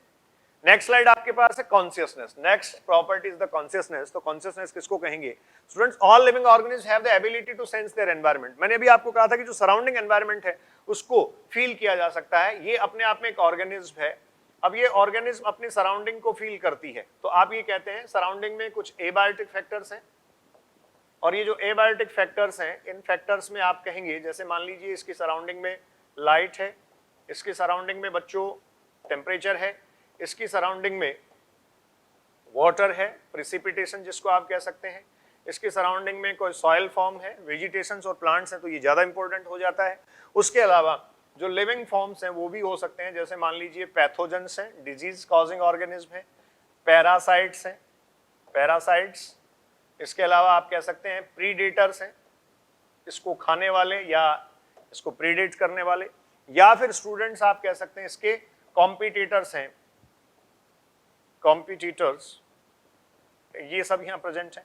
तो ये जो एबायोटिक और बायोटिक कंपोनेंट्स, इन सबको ये लिविंग ऑर्गेनिज्म क्या करता है, रेस्पोंड करता है। ये लिविंग ऑर्गेनिज्म इन सबके साथ एडजस्टमेंट बनाकर अपना बेटर सर्वाइवल चाहता है। वो इसलिए कर पाता है, तो उसके सीक्वेंस बनाइए आप। सबसे पहले वो क्यों कर पा रहा है, क्योंकि that have the ability to sense the environment, वो एनवायरनमेंट को सेंस करने की एबिलिटी रखता है। फिर देखिए कुछ एग्जांपल आपको दे रखे हैं, जैसे रेस्पॉन्स जो है उसी को आप देखिए, photo period affect reproduction in seasonal breeders both plants and animals. तो अगर आप प्लांट्स की बात करें तो फोटो पीरियड जो फ्लॉरिंग रेस्पॉन्स प्लांट का है वो यहाँ से परफेक्टली रिप्रेजेंट होता है। आप जानते हैं each and every plant require a definite photo periodic stimulus, ठीक है। आप एनिमल्स को अगर डिस्कस करें तो आप जानते हैं माइग्रेशन हो जाता है लिविंग ऑर्गेनिज्म में, किसी पर्टिकुलर जगह अगर फोटो पीरियड कम है, लाइट कम है, तो ऑब्वियस टेम्परेचर कम हो जाएगा, तो वो माइग्रेट कर जाते हैं। जैसे आप जानते हैं साइबेरियन बर्ड्स जो हैं they came every year in India, Bharatpur Keoladeo national park, और अपनी ब्रीडिंग सीजन के बाद वापस लौट जाते हैं। All organism therefore are aware of their surrounding, अपनी सराउंडिंग के लिए जितने सारे ऑर्गेनिज्म सब अवेयर हैं। ये मैं बिल्कुल परफेक्टली कंक्लूड कर सकता हूं, बैक्टीरिया से लेकर हम सब में, बैक्टीरिया से ह्यूमन लिख देता हूं, ह्यूमन मोस्ट कॉम्प्लेक्स ऑर्गेनिज्म है एंड बैक्टीरिया जो है वो सिंपलेस्ट ऑर्गेनिज्म है। इन सब में स्टूडेंट्स अपनी सराउंडिंग को फील करने की, डिटेक्ट करने की, रिकॉग्नाइज करने की क्या है, कैपेबिलिटी है। फिर कह रहा है human being is only the organism वो aware of himself that has the self consciousness. देखिए इसको थोड़ा सा आप डिस्कस कर लें। जब हर एक ऑर्गेनिज्म अपने सराउंडिंग एनवायरनमेंट को रेस्पॉन्ड कर सकता है तो इसका मतलब सेंसिटिविटी उसमें है, उस सेंसिटिविटी से वो अपने सराउंडिंग एनवायरनमेंट को रेस्पॉन्ड करता है, that is the conscious behaviour. उसका जो सेंस करने का की कैपेबिलिटी थी, उस सेंस करने की कैपेबिलिटी से वो रेस्पॉन्ड कर पाया और अपना बेटर सर्वाइवल मेंटेन कर पाया। तो रेस्पॉन्ड करने से लेकर अपना सर्वाइवल मेंटेन करने तक वो क्या रहता है, आप ये कह सकते हैं वो कॉन्शियसनेस के साथ है, उसमें कॉन्शियसनेस है, ठीक है। लेकिन अब ह्यूमन के केस में ये सेल्फ कॉन्शियसनेस क्यों कहा गया है, तो मैं बेसिकली इसके लिए कंक्लूड कर सकता हूं बच्चों। देखो अपने आप में क्या होता है, हर एक ह्यूमन का अपना एक थॉट प्रोसेस है, आपका अपना एक परसेप्शन है, आपके अपने प्रिडिक्शंस हैं, आप जैसा सोच सकते हैं, जैसा प्लान कर सकते हैं, आने वाली चीजों का अंदाज जैसे लगा सकते हैं, अंदाजा उनके बारे में लगा सकते हैं, वो सब जो है वो आपके सेल्फ कॉन्शियसनेस को रिप्रेजेंट करता है। आपके लिए जो है वो बेटर क्या होगा, आपके लिए बेनिफिट्स क्या हो सकते हैं, आपके लॉसेज क्या हो सकते हैं, बहुत सारी बातें मैंने पहले भी की थी, वो आपकी कॉन्शियसनेस नहीं सेल्फ कॉन्शियसनेस को रिप्रेजेंट करती है। You are aware about yourself more accurately, clear. आप अपने बारे में बहुत ज्यादा कॉन्शियस हैं या बहुत ज्यादा अपने आप में अपने बारे में अवेयर है, ठीक है। अब जैसे देखिए कॉमा पेशेंट का एक एग्जांपल यहां लेते हैं और वो कई बच्चों को दिक्कत करता है। कॉमा पेशेंट जो है वो अपने आप में सेंसिटिविटी जो है उसकी रिड्यूस हो जाती है। जैसे मान लीजिए किसी कॉमा पेशेंट को आप ड्रग्स दे रहे हैं, एंटीबायोटिक ड्रग्स दे रहे हैं, और एंटीबायोटिक्स देने के बाद या ड्रग्स देने के बाद हम एक्सपेक्ट ये करते हैं कि एक टाइम पीरियड बाद वो रेस्पॉन्ड करना शो कर दे। अब उसका जो रेस्पॉन्डिंग बिहेवियर है वो 0 से लेकर 100% तक हो सकता है कुछ दिनों बाद पूरी तरीके से ठीक हो जाए, और हो सकता है बहुत ज्यादा इंपैक्ट जो है वो स्टूडेंट्स नहीं आए।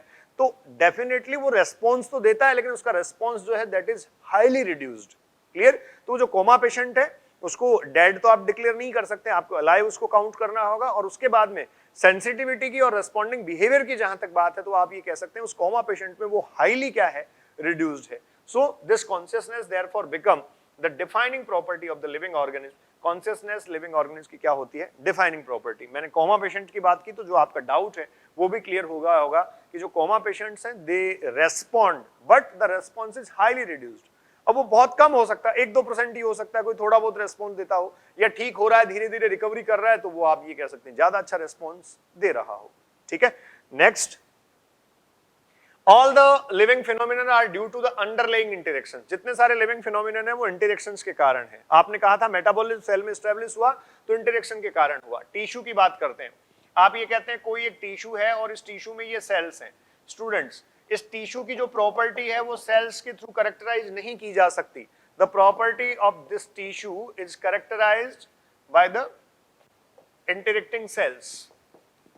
ये जो इंटरेक्टिंग सेल्स हैं, ये सेल्स जो टुगेदर और साथ साथ जो आप ये कहेंगे जो फंक्शंस रिप्रेजेंट करती हैं इंटरेक्शन में, उसको आप ये कहेंगे क्या कहा जा सकता है, टिश्यू की property. So the properties of tissue, the properties of a tissue is not lie within the cells, these property depends on the interactions of the cells. तो इसका मतलब interactions जो है उसके कारण ही property या characteristic feature define हो सकते हैं. जैसे मान लीजिए ये जो tissue है वो किसी एक particular function को represent करता है. function को represent कैसे कर पा रहा है? by the cumulative activity or the आप कहेंगे coordinated activity of the cells, interaction से. इसके अलावा देखो दिया गया आपको cell organelles, molecular constituent. जैसे मान लीजिए ये एक सेल है और इस सेल में आप ये कह रहे हैं माइटोकॉन्ड्रिया है. तो बच्चों जो सेल का माइटोकॉन्ड्रिया है, इस माइटोकॉन्ड्रिया को बनाने में बहुत सारे कॉन्स्टिट्यूएंट्स लगे हैं. आप ये कहते हैं इसका आउटर मेम्ब्रेन है, आउटर माइटोकॉन्ड्रियल मेम्ब्रेन है, ये इनर माइटोकॉन्ड्रियल मेम्ब्रेन है, यहाँ क्रिस्टी प्रेजेंट है, इसके अलावा यहाँ कंपोनेंट्स जो हैं वो प्रेजेंट हैं, एंजाइम्स प्रेजेंट हैं. तो ये सारे जो कंपोनेंट्स हैं, क्या ये कंपोनेंट्स माइटोकॉन्ड्रिया का फंक्शनल कैरेक्टराइजेशन कर देंगे? क्या ये इस माइटोकॉन्ड्रिया की प्रॉपर्टीज को डिसाइड कर देंगे? नहीं. लेकिन आप ये कह सकते हैं these all constituents interact. तो इन constituents का जो interaction है, this interaction will establish the functional aspect of that mitochondria. उस mitochondria का functional aspect इनका interaction ही establish कर पाएगा. तो इस तरीके से this phenomenon is true in the hierarchy of organization complexity at all level. अगर सभी levels पे आप देखें तो ये जो interaction है वो सही बात है. सेल, उसके बाद आप कहेंगे टिश्यू, उसके बाद आप कहेंगे organ, organ system, organ system, उसके बाद स्टूडेंट्स आप कहेंगे ऑर्गेनिज्म, ऑर्गेनिज्म, उसके बाद आप कह सकते हैं पॉपुलेशन, पॉपुलेशन, उसके बाद बच्चों आप कहेंगे कम्युनिटी, और कम्युनिटी के बाद आप कह सकते हैं बायोस्फीयर. क्लियर? बायोस्फीयर या लिविंग वर्ड कंप्लीट. ये लीजिए. तो हाँ, यहां हायरार्की ऑफ द ऑर्गेनाइजेशन जो है उसमें हर एक लेवल की कॉम्प्लेक्सिटी पे अप्लाई होता है. आप जानते हैं सेल के कैरेक्टरिस्टिक फीचर्स को या सेल की प्रॉपर्टीज को उसके जो कॉन्स्टिट्यूएंट मॉलिक्यूल्स हैं उसके इंटरेक्शन डिसाइड करेंगे. टिश्यू की प्रॉपर्टी को सेल के इंटरेक्शन से डिसाइड किया जाएगा. ऑर्गन जो है वो टिश्यूज के इंटरेक्शन से डिसाइड होगा. ऑर्गेनिज्म के लिए जितने सारे ऑर्गन सिस्टम्स उसमें उनके इंटरेक्शन से एक ऑर्गेनिज्म अपना प्रॉपर्टीज डिसाइड कर पाएगा. किसी एक पॉपुलेशन की आप बात करें तो उसमें जितने सारे इंडिविजुअल्स हैं उनके इंटरेक्टिंग बिहेवियर पॉपुलेशन को कैरेक्टराइज कर पाएंगे या पॉपुलेशन की प्रॉपर्टीज डिफाइन कर पाएंगे. तो जो बायोलॉजिकल ऑर्गेनाइजेशन की हायरार्की है स्टूडेंट्स, सब पे ये अप्लाई होता है, सब पे ये लागू होता है. उसके बाद देखिए living organism are self replicating. बिल्कुल सेल्फ रेप्लिकेशन करते हैं क्योंकि सब में जेनेटिक मटेरियल प्रेजेंट होता है. Evolving and self regulating interactive system capable of responding to the external stimuli. तो ये सारी वही बातें हैं, एक्सटर्नल स्टिमुलाई को रेस्पॉन्ड कर सकती हैं. सब में सेल्फ रेप्लिकेशन की कैपेबिलिटी होती है, सेल्फ इवॉल्विंग होती है. Each and every organism evolving, generation after generation वो इवॉल्व हो रहा है. सेल्फ रेगुलेटिंग इंटरेक्टिव सिस्टम वो है. फिर लिखा गया बच्चों all living organism present past and future. ये जो लिविंग ऑर्गेनिज्म है इनके लिए कह रहा है कि जो प्रेजेंट पास्ट और फ्यूचर की लिविंग ऑर्गेनिज्म है ये सब अपने आप में एक स्पेसिफिकेशन शो करती हैं. सब जेनेटिक मटेरियल या डीएनए को होल्ड कर रही हैं. और वो एक दूसरे से क्यों जुड़ी हुई हैं प्रेजेंट पास्ट और फ्यूचर के पॉइंट ऑफ व्यू से? Because they share a common genetic material but varying degree. तो डीएनए ही है सब में genetic material, present past and future, but past present and future, but आप ये कहेंगे उसकी जो वेरिंग डिग्री है उसके कारण वेरिएशंस रिप्रेजेंट हो रहे हैं. तो इस चैप्टर का एक जो पोर्शन आपका है ये पोर्शन कंप्लीट होता है जिस पोर्शन में आपको लिविंग ऑर्गेनिज्म के कैरेक्टरिस्टिक फीचर्स डिस्कस करने थे और डिस्कस करना था what is the basis of living. अब हम सेकंड पोर्शन में एंटर कर रहे हैं, that is the taxonomy and the classification. हाँ जी स्टूडेंट्स, तो अब देखिए diversity in the living world, biodiversity यहाँ डिस्कस की जा रही है. बायोडाइवर्सिटी क्या है? तो आप ये जानते हैं किसी पर्टिकुलर रीजन में जो प्लांट्स हैं प्रोड्यूसर्स के फॉर्म में, फर्स्ट स्लाइड के साथ मैंने आपसे डिस्कस किया था. उसके बाद आप जानते हैं एनिमल्स हैं और माइक्रोब्स हैं. ये किसी भी पर्टिकुलर रीजन की बायोडाइवर्सिटी को रिप्रेजेंट करते हैं. The number of species that are known and described range in between 1.7 to 1.8 million. तो हम अभी जो डिस्क्राइब्ड और आप ये कह सकते हैं इन्वेंटेड और डिस्कवर्ड जो हमारे पास स्पीसीज हैं उन स्पीसीज का नंबर है 1.7 to 1.8 millions of the species. और ये बायोडाइवर्सिटी को रेफर करता है, किसी भी पर्टिकुलर रीजन या पर्टिकुलर एरिया की बायोडाइवर्सिटी स्टूडेंट्स ये रिप्रेजेंट करेगा. ठीक है, तो अब इतनी बड़ी डाइवर्सिटी को या लार्ज लेवल की जो डाइवर्सिटी है, इस बायोडाइवर्सिटी को आइडेंटिफाई कैसे किया जाए, इसका परफेक्ट डिटेक्शन कैसे हो, इसको कैसे स्टडी किया जाए, कैसे पढ़ा जाए, इन सब के लिए रिक्वायरमेंट है एक ऐसे साइंटिफिक बेसिस की, एक ऐसी साइंटिफिक ब्रांच की जो इसको सिस्टमेटिक वे में रिप्रेजेंट कर सके. So we will discuss about the taxonomy. Clear students? The term taxonomy proposed by A P D Candolle, सबसे पहले इन्होंने टर्म कॉइन किया.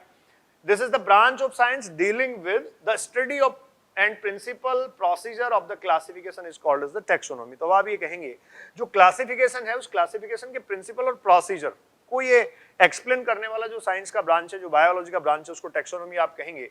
तो ये सबसे पहले अब आपके पास वर्ड ये आ जाता है कि ये क्लासिफिकेशन क्या होगा.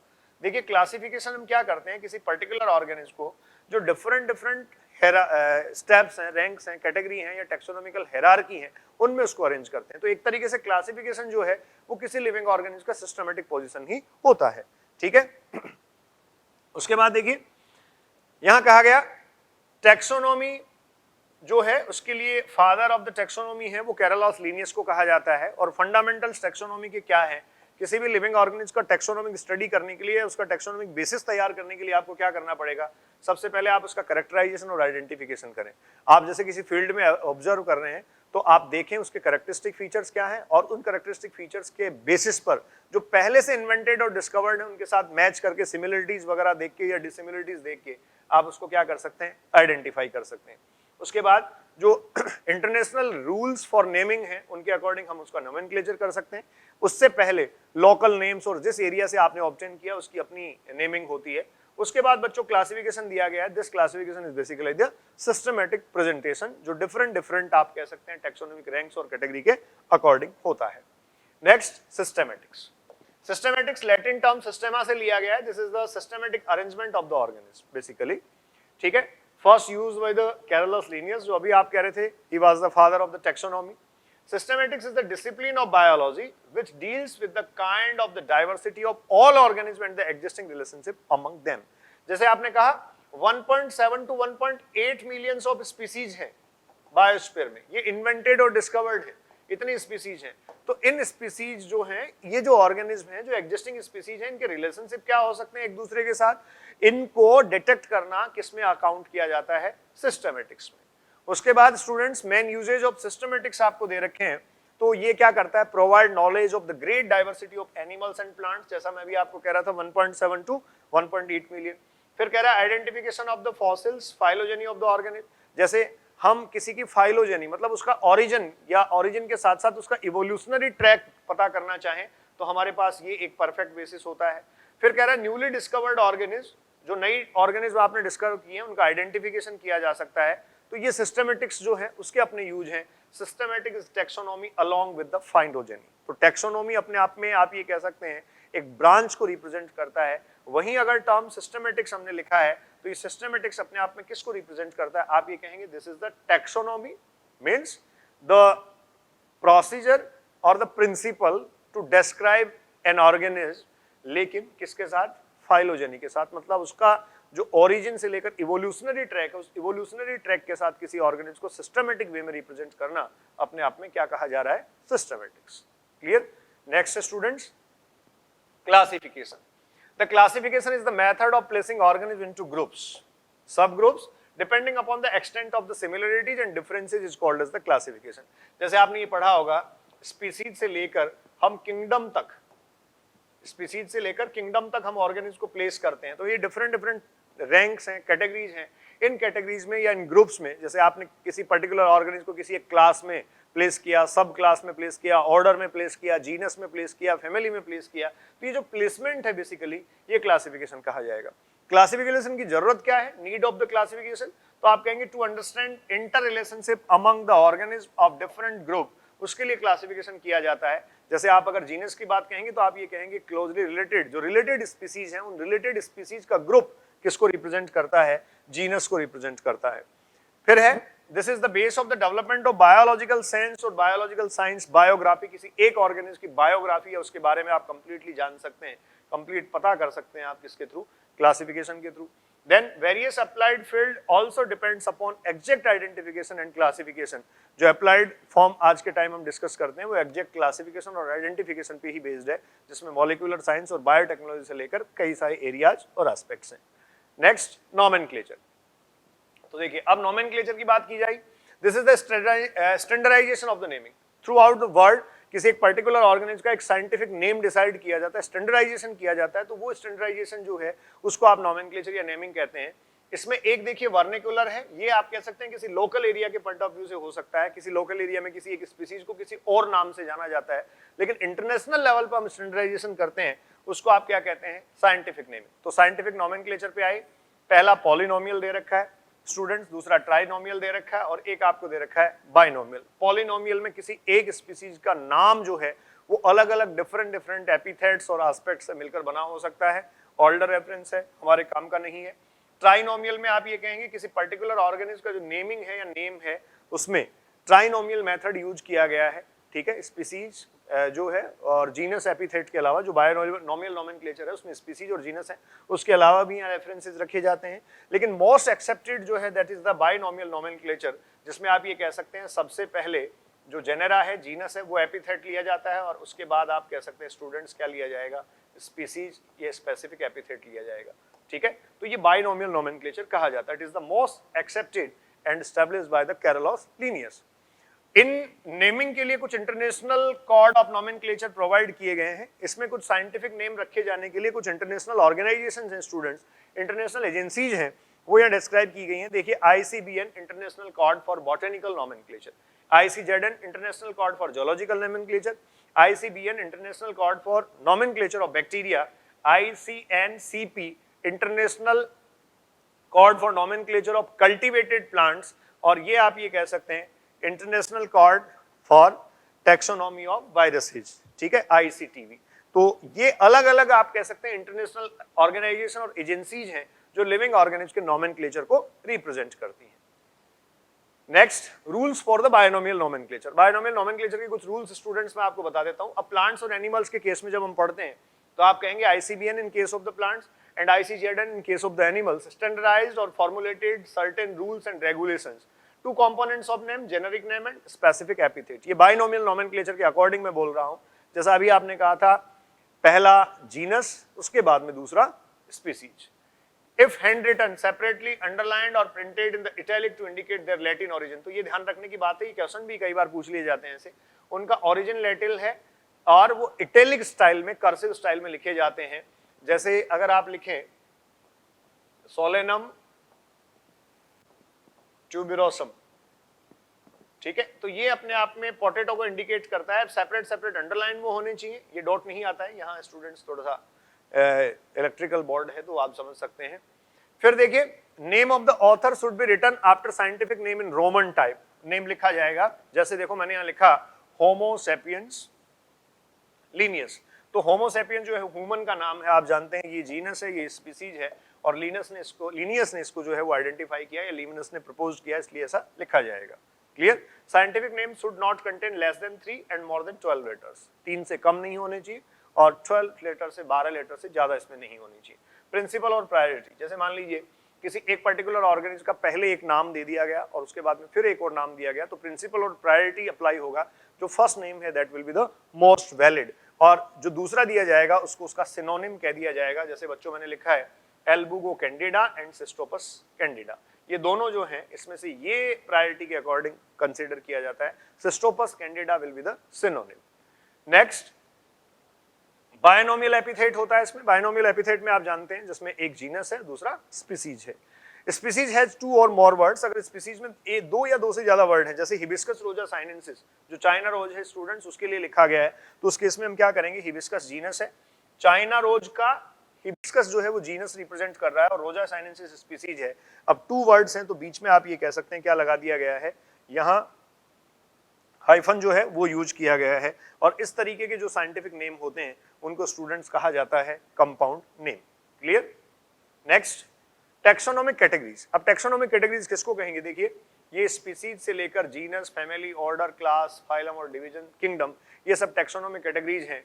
तो classification is not a single step process. एक स्टेप में पूरा होने वाला प्रोसेस क्लासिफिकेशन नहीं है. तो वहां एक हायरार्की इन्वॉल्व की जाती है। The hierarchy of steps, each step represent a rank और द कैटेगरी। एक रैंक और कैटेगरी को ये स्टूडेंट्स क्या करता है, रिप्रेजेंट करता है। सो ये सब जो है स्पीसीज से लेकर किंगडम तक सब रैंक है, सब कैटेगरी है। All categories constituent together the taxonomic hierarchy. इनको कंप्लीट, इसको आप टेक्सोनोमिक क्या कहते हैं बच्चों, हायरार्की आप कह देते हैं। Each category refer to a unit of classification, kingdom, phylum, class, order, family, genus and species. Each rank और कैटेगरी जो है वो क्या है, यूनिट ऑफ क्लासिफिकेशन है, आप ध्यान रखें, इंपॉर्टेंट है। In fact represent a rank and is commonly termed as the taxon. तो देखिए टैक्सोन और टेक्सा, तो कम्युलेटिवली तो इनको आप क्या कह देंगे, ये इंपॉर्टेंट है, इसको भी ध्यान दें आप, टेक्सा, और इंडिविजुअल आप इसको क्या कहेंगे बच्चों, टैक्सोन। क्लियर। उसके बाद टेक्सोनोमिक ग्रुप और कैटेगरीज आर डिस्टिंक्ट, ये देखिए इंपॉर्टेंट है, taxonomic groups and categories are distinct biological entities. ये सब अपने आप में डिस्टिंक्ट बायोलॉजिकल एंटाइटीज हैं। जैसे स्पीसीज अपने आप में इंडिविजुअल है, इनमें देखिए स्पीसीज का खुद का अपना एग्जिस्टेंस होता है, फिजिकल एग्जिस्टेंस इनमें सिर्फ स्पीसीज का ही होता है। आपने जीनस को नहीं देखा होगा, आप बहुत सारे सिमिलर काइंड ऑफ स्पीसीज हैं उसको किस में प्लेस करते हैं, एक जीनस में। तो फिजिकल एग्जिस्टेंस सिर्फ और सिर्फ बच्चों स्पीसीज का है। तो ये कह रहा है कि जितने सारे टेक्सोनोमिक ग्रुप्स हैं, कैटेगरीज हैं, ये अपने आप में डिस्टिंक्ट बायोलॉजिकल एंटाइटीज हैं, नॉट मियरली मॉर्फोलॉजिकल एग्रीगेट्स। ऐसा नहीं है कि इन सब में जो है वो सिमिलरिटीज या जो एक्सटर्नल अपीयरेंस, उस अपीयरेंस के बेसिस पे इनको सबको जो है इनमें एग्रीगेशन शो किया गया है, ऐसा नहीं है। यहाँ बहुत क्लियरली कह रहा है टेक्सोनोमिक ग्रुप्स और categories are the distinct biological entities. ये अपने आप में इंडिपेंडेंट इंडिविजुअल आप कह सकते हैं बायोलॉजिकल एंटाइटीज हैं, not the morphological aggregates. Clear है। अब देखिए इस किंगडम से स्पीसीज और स्पीसीज से किंगडम के रेफरेंस को आप समझ लीजिए। अगर आप स्पीसीज से किंगडम की तरफ जाते हैं स्टूडेंट्स, तो दो बेसिक बातें आपको पता होनी चाहिए। यहां स्पीसीज से किंगडम की तरफ मूव करने पर आप कॉम्प्लेक्सिटी जो है उस कॉम्प्लेक्सिटी को रिड्यूस कर रहे हैं, ठीक है, क्योंकि किंगडम जो है वो एक अपने आप में इंक्लूसिव रेफरेंस रिप्रेजेंट करता है। जैसे मैं कहूं किंगडम प्लांटी, तो किंगडम प्लांटी में आप ये कहेंगे सारे प्लांट्स यहां प्रेजेंट हैं। अब जितने सारे प्लांट्स प्रेजेंट हैं तो कॉमन कैरेक्टर्स जो हैं प्लांट्स के, सारे कॉमन कैरेक्टर्स आप जानते हैं, सारे प्लांट फोटोसिंथेसिस करते हैं, तो इस तरीके से कॉमन कैरेक्टर्स आप ये कह सकते हैं बढ़ते जाते हैं। इधर अगर आप आएंगे तो आप ये कहेंगे स्पेसिफिकेशन बढ़ता जाएगा, तो स्पेसिफिकेशन तो किंगडम से स्पीसीज में बढ़ेगा और ग्रोस जनरलाइजेशन स्टूडेंट्स स्पीसीज से किंगडम की तरफ बढ़ जाएगा। ये ग्रोस जनरलाइजेशन है, all plants are placed in kingdom Plantae, लेकिन वहां स्पेसिफिक स्पीसीज है, तो ये स्पेसिफिकेशन को रिप्रेजेंट करने के बजाय ग्रोस जनरलाइजेशन को रिप्रेजेंट करता है ये एरो, और ये स्पेसिफिकेशन को स्टूडेंट्स रिप्रेजेंट करता है, ठीक है। तो ये हुई taxonomic categories and rank. Next species. अब देखिए टेक्सोनोमिक हायरार्की की जितनी सारी टेक्सोनोमिक रैंक है उनको हमने लिया है, और इनके लिए बहुत बेसिक रेफरेंसेज जो दे रखे हैं एनसीईआरटी में। Species term proposed by John रे, this is the lowest category of the classification. सबसे पहले आप जानते हैं स्पीसीज ही आता है। Group of the closely related individuals, जो क्लोजली रिलेटेड इंडिविजुअल्स हैं, इसका मतलब आप एक वर्ड और इसके लिए लिख सकते हैं, स्पीसीज के लिए बेसिकली लिखा जाता है इनमें कैपेबिलिटी है या ये रिप्रेजेंट करती हैं रिप्रोडक्टिव आइसोलेशन, ठीक है, दे आर रिप्रोडक्टिवली आइसोलेट, मतलब similar kind of individual reproduction करते हैं, सेक्सुअल रिप्रोडक्शन उनके बीच होता है, वो इंटरेक्ट करते हैं, तो वो फर्टाइल ऑफस्प्रिंग्स रीजनरेट करते हैं, फर्टाइल ऑफस्प्रिंग्स जनरेट करते हैं, सॉरी। और अगर dissimilar kind of individual interact करेंगे तो फर्टाइल के बजाय इनफर्टाइल या स्टेराइल ऑफस्प्रिंग्स स्टूडेंट्स वो प्रोड्यूस करेंगे, जैसे म्यूल। फिर कह रहा है it is a group of naturally interbreeding population. Interbreeding population कहा है, तो यहाँ इंटरब्रीडिंग का मतलब एक पॉपुलेशन से दूसरा पॉपुलेशन नहीं समझे आप। एक पॉपुलेशन जो है उसमें सिमिलर काइंड ऑफ इंडिविजुअल हैं, ए ये सब जो हैं, इन सबके बीच आप ये कह सकते हैं यहाँ इंटरेक्टिंग प्रोसेस हो सकता है। तो ये इंडिविजुअल अपने आप में काउंट किए गए, इसलिए क्या कहा गया, interbreeding, the interbreeding with in A population. Clear. Reproductively isolated होती है एंड जेनेटिकली ये क्लोज्ड सिस्टम अपने आप में, इसलिए कहा जाता है क्योंकि इनका रिप्रोडक्टिव आइसोलेशन है। किसी दूसरे ऑर्गेनिज्म से या किसी दूसरे टाइप की स्पीसीज से आप इंटरेक्ट करवाएंगे तो वहां ऑफस्प्रिंग्स क्या होंगी, इनफर्टाइल और स्टेराइल। फिर देखिए नेक्स्ट है genus. Group of related species is called as the genus. इसमें स्टूडेंट्स आप देखिए एग्जांपल हमने ले लिया, जैसे पोटैटो है, ब्रिंजल है, दोनों जो हैं डिफरेंट स्पीसीज हैं but both belongs to the same genus, और वो जीनस है सोलेनम, ठीक है, सोलेनम ट्यूबरोसम एंड सोलेनम मेलिंजोना। लॉयन जो है वो पेंथ्रा लियो है, लेपर्ड जो है वो पेंथ्रा पेड्रस है, और टाइगर जो है वो पेंथ्रा टाइग्रिस है। तो ये आप देखिए सेम जीनस से हैं लेकिन अलग अलग स्पीसीज हैं, जीनस पेंथ्रा को ये रिप्रेजेंट करते हैं। This genus differs from another genus फेलिज इंक्लूड द कैट्स। तो जो देखिए कैट्स को इंक्लूड करने वाला जीनस है वो फेलिज है, और लायन, लेपर्ड और टाइगर को जो इंक्लूड करने वाला है वो है पैंथरा। तो इस तरीके से जीनस क्या हुआ, आपने कहा group of related species. Next, family. Family है जो group of related genera with still less number of similarities as compare to the genus and species. जो फैमिली है उसमें भी वो कह रहा है ग्रुप ऑफ रिलेटेड जेनेरा, जो जेनेरा है वो रिलेटेड जेनेरा को एक साथ किया गया तो वो फैमिली में उनको प्लेस किया गया, लेकिन साथ में कंडीशन दे रहा है, ऑब्वियस है अब ऊपर आते जा रहे हैं, आप स्पीसीज से फैमिली पे आ गए हैं, तो जो सिमिलरिटीज हैं वो क्या होती चली जाएंगी, रिड्यूस होती चली जाएंगी। तो families are characterized on the basis of both vegetative and reproductive features. ये स्टूडेंट्स इंपॉर्टेंट है, आप ध्यान रखें, आपके मॉर्फोलॉजी में भी ये काम आता है, और जो प्लांट्स का डिस्क्रिप्शन है उसमें सबसे इंपॉर्टेंट है कि वेजिटेटिव और रिप्रोडक्टिव कैरेक्टरिस्टिक्स के बेसिस पर फैमिलीज को कैरेक्टराइज किया गया है।